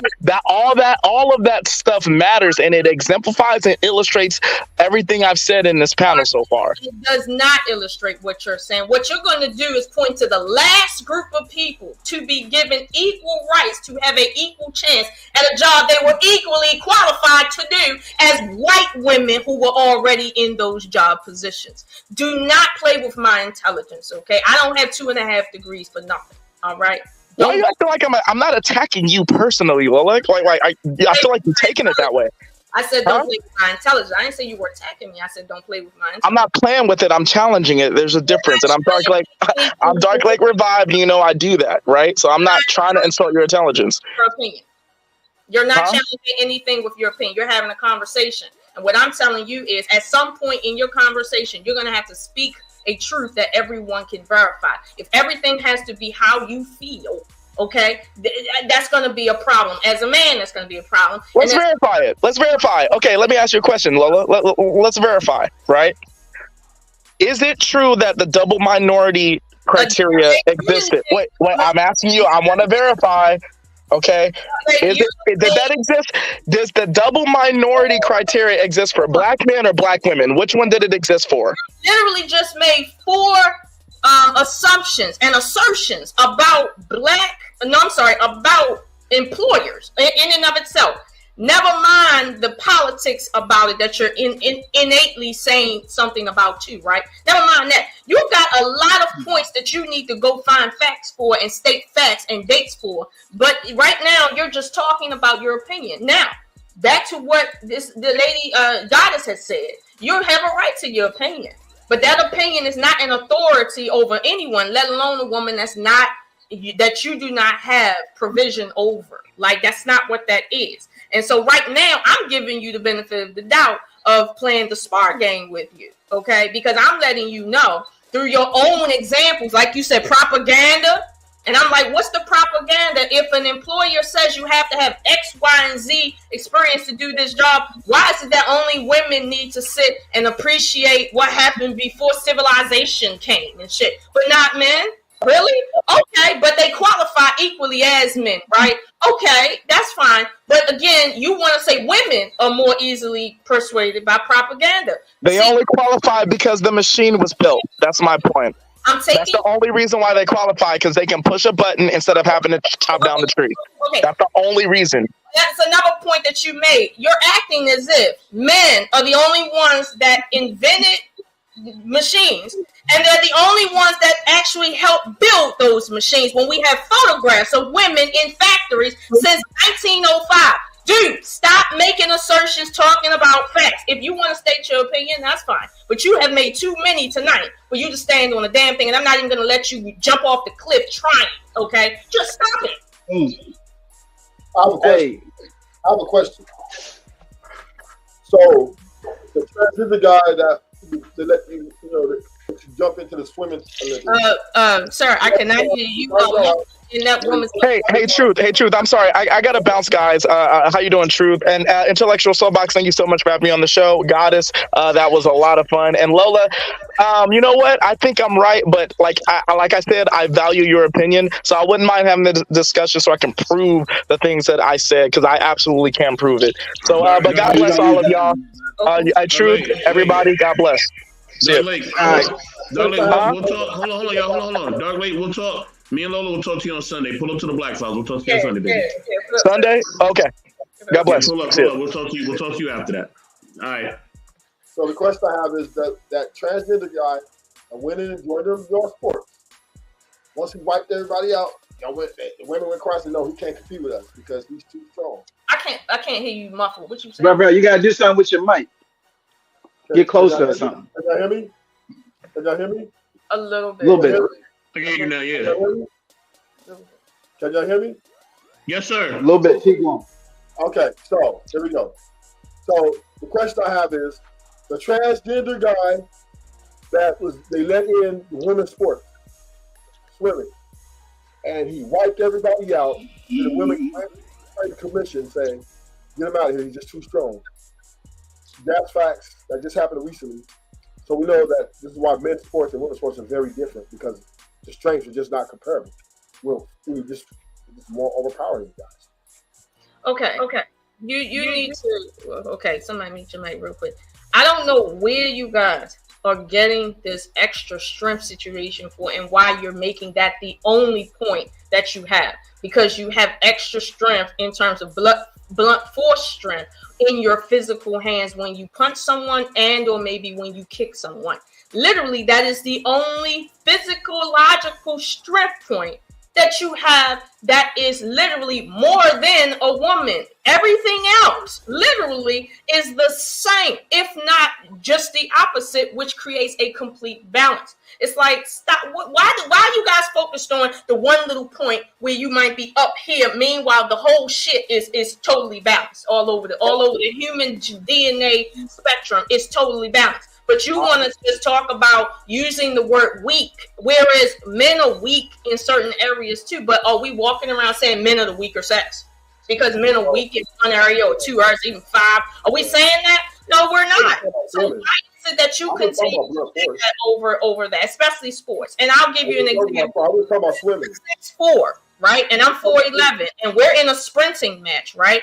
And the fact that your legs are longer than mine, whether you're a male or female, your legs are longer than mine. So you are going to get to the finish line easier than me simply because you take less steps, not because you're a man, not because you're a woman. It is simply because you're taller and your legs are longer. Okay, in that example. Now we can go to other examples to show on the opposite side, and then bounce back. My point to you is that it is very much balanced in terms of where men are weaker, where men are stronger, and vice versa for women. So why is it that you keep coloring women with just one word, which is weak, and you want to color yourselves with one word, which is strong? Meanwhile, weak and strong is a balance that exists both in male and female. Why do you keep doing that, but you expect women to respect you? But America separates. Oh my God, here we go with America. Okay. No. The female boxers. America. Female boxers. Okay, you don't want to be an American. I take it. Okay. I'm just saying is they separated for a reason. They put females do to females so that they can be greater competition against each other. They don't put the females in the boxing ring with a male. That'd be obliteration, right? Come on. I mean, they're not even talking about punching, right? Why? Okay. Do you understand what I just said? Let's just talk about running, right? Let's talk about just saying. No, you keep on. I just literally made the example that when it comes to men's hands and their feet, right? This is a point where men have a stronger blunt force than women. I just literally made that point. Okay? Literally made that point. And so you're going to go back to make a point about boxing. And I'm telling you that men and women have different strengths in different areas. And men are weaker than women in certain areas. And women, same thing on the other side. But however, women are colored with weak and men are colored with strong when that is a fallacy of a point to even begin. Hang on. How in the world do you keep going back to, but men are physically stronger when I just... Hang on. Let me respond to your question, Lola. Let me respond to your question. For 1 second, brother. I'm going to pass the floor right back to you. The thing that you just acknowledged, right, Lola? I'm addressing what you just said, Lola. What you said is that there are basically a balance once you see the scale of things that men are stronger at than women and vice versa. That is a new concept because as a general principle, whether it's YouTube or out in the regular streets, it ain't no YouTube. People as a whole, if we're being honest and we're not being disingenuous to make our point, people as a whole would generally say, in most cases, there are outliers, but in most cases, men are physically stronger physically in almost every way. If there are exceptions, there may be a couple of exceptions, but in general, that is the place that women are physically weaker. Listen, so that is why they are referred to as the weaker sex, not because men don't, hang on, I ain't finished with this sentence. Not because men don't acknowledge that women have other strengths, but that's the part that we can concede. But your argument, your premise is a new one, and you would need to have a bunch of data to support what you're saying. The same way you just came at Dark Lake and told him he got to go back and get some receipts. I think that even if you're correct, hang on just a second, you're gonna be right even if you're right. Just let me finish it. So if what you're saying is true. No, ain't no if when I'm not saying that you're not accurate or you're not correct. I'm saying that degree of a hang on just a second. That degree of a conversation has not been debated. Hang on just a second. if you right, you still gonna be right when I finish. No, stop it, Vic. Look what So you did. so You did so if Hank, I'm trying to Lola, you doing what you told Dark Lake not to do. Come on now. Let me finish my sentence. Want me to say Let me finish my sentence, and then you can take the floor. I don't even want to. I want you and the brother to keep talking. I just wanted to make this point according to what you were saying because you about what because you. If you allow me to finish my sentence, I promise I'll wrap this shit up. and the question is still on the table. So make the point. What I said is that the same advice you gave the Dark Lake about having more facts that cannot be disputed when you have that conversation, I'm saying that the concept that you're saying is not a well-studied concept, even if it's true. So if it's true and you are the expert in it, you would have to bring more facts to enlighten the male populace who you believe is ill-informed of this information that you're bringing about these other strengths that women possess that may or may not be greater than men. I don't know those things personally. And yes, you is not going to out-physical me in shit. I don't give a fuck what you do. Hold on, everybody. Everybody, hold on. The plane has landed. I'm getting out of here. All right. My dinner here. All right. I'm getting out of here. We have been on for 3 hours and 16 minutes and counting. I'm getting out of here. You know what I mean? Bolo TV on. I gotta get up there. I gotta get up there to support my man Bolo. You know what time it is. But before I go, you know what I mean? I'm gonna give the floor to my wonderful, you know what I mean, co-host, my sister Goddess. I'm gonna give her the floor. She's gonna close it out, and we out of here. We'll be back Friday. We'll be back next Friday for y'all, but we out of here right now. Go ahead, Goddess. There is room for all of us to have an opinion. But thank you so much for waking up today. I love you. And be nice. It's easy.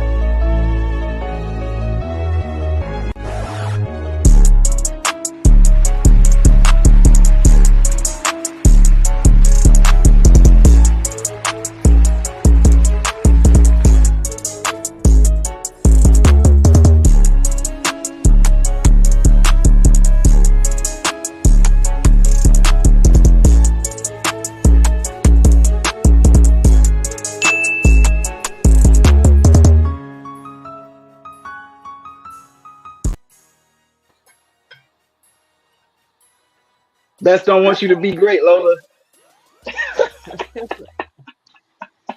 First off, I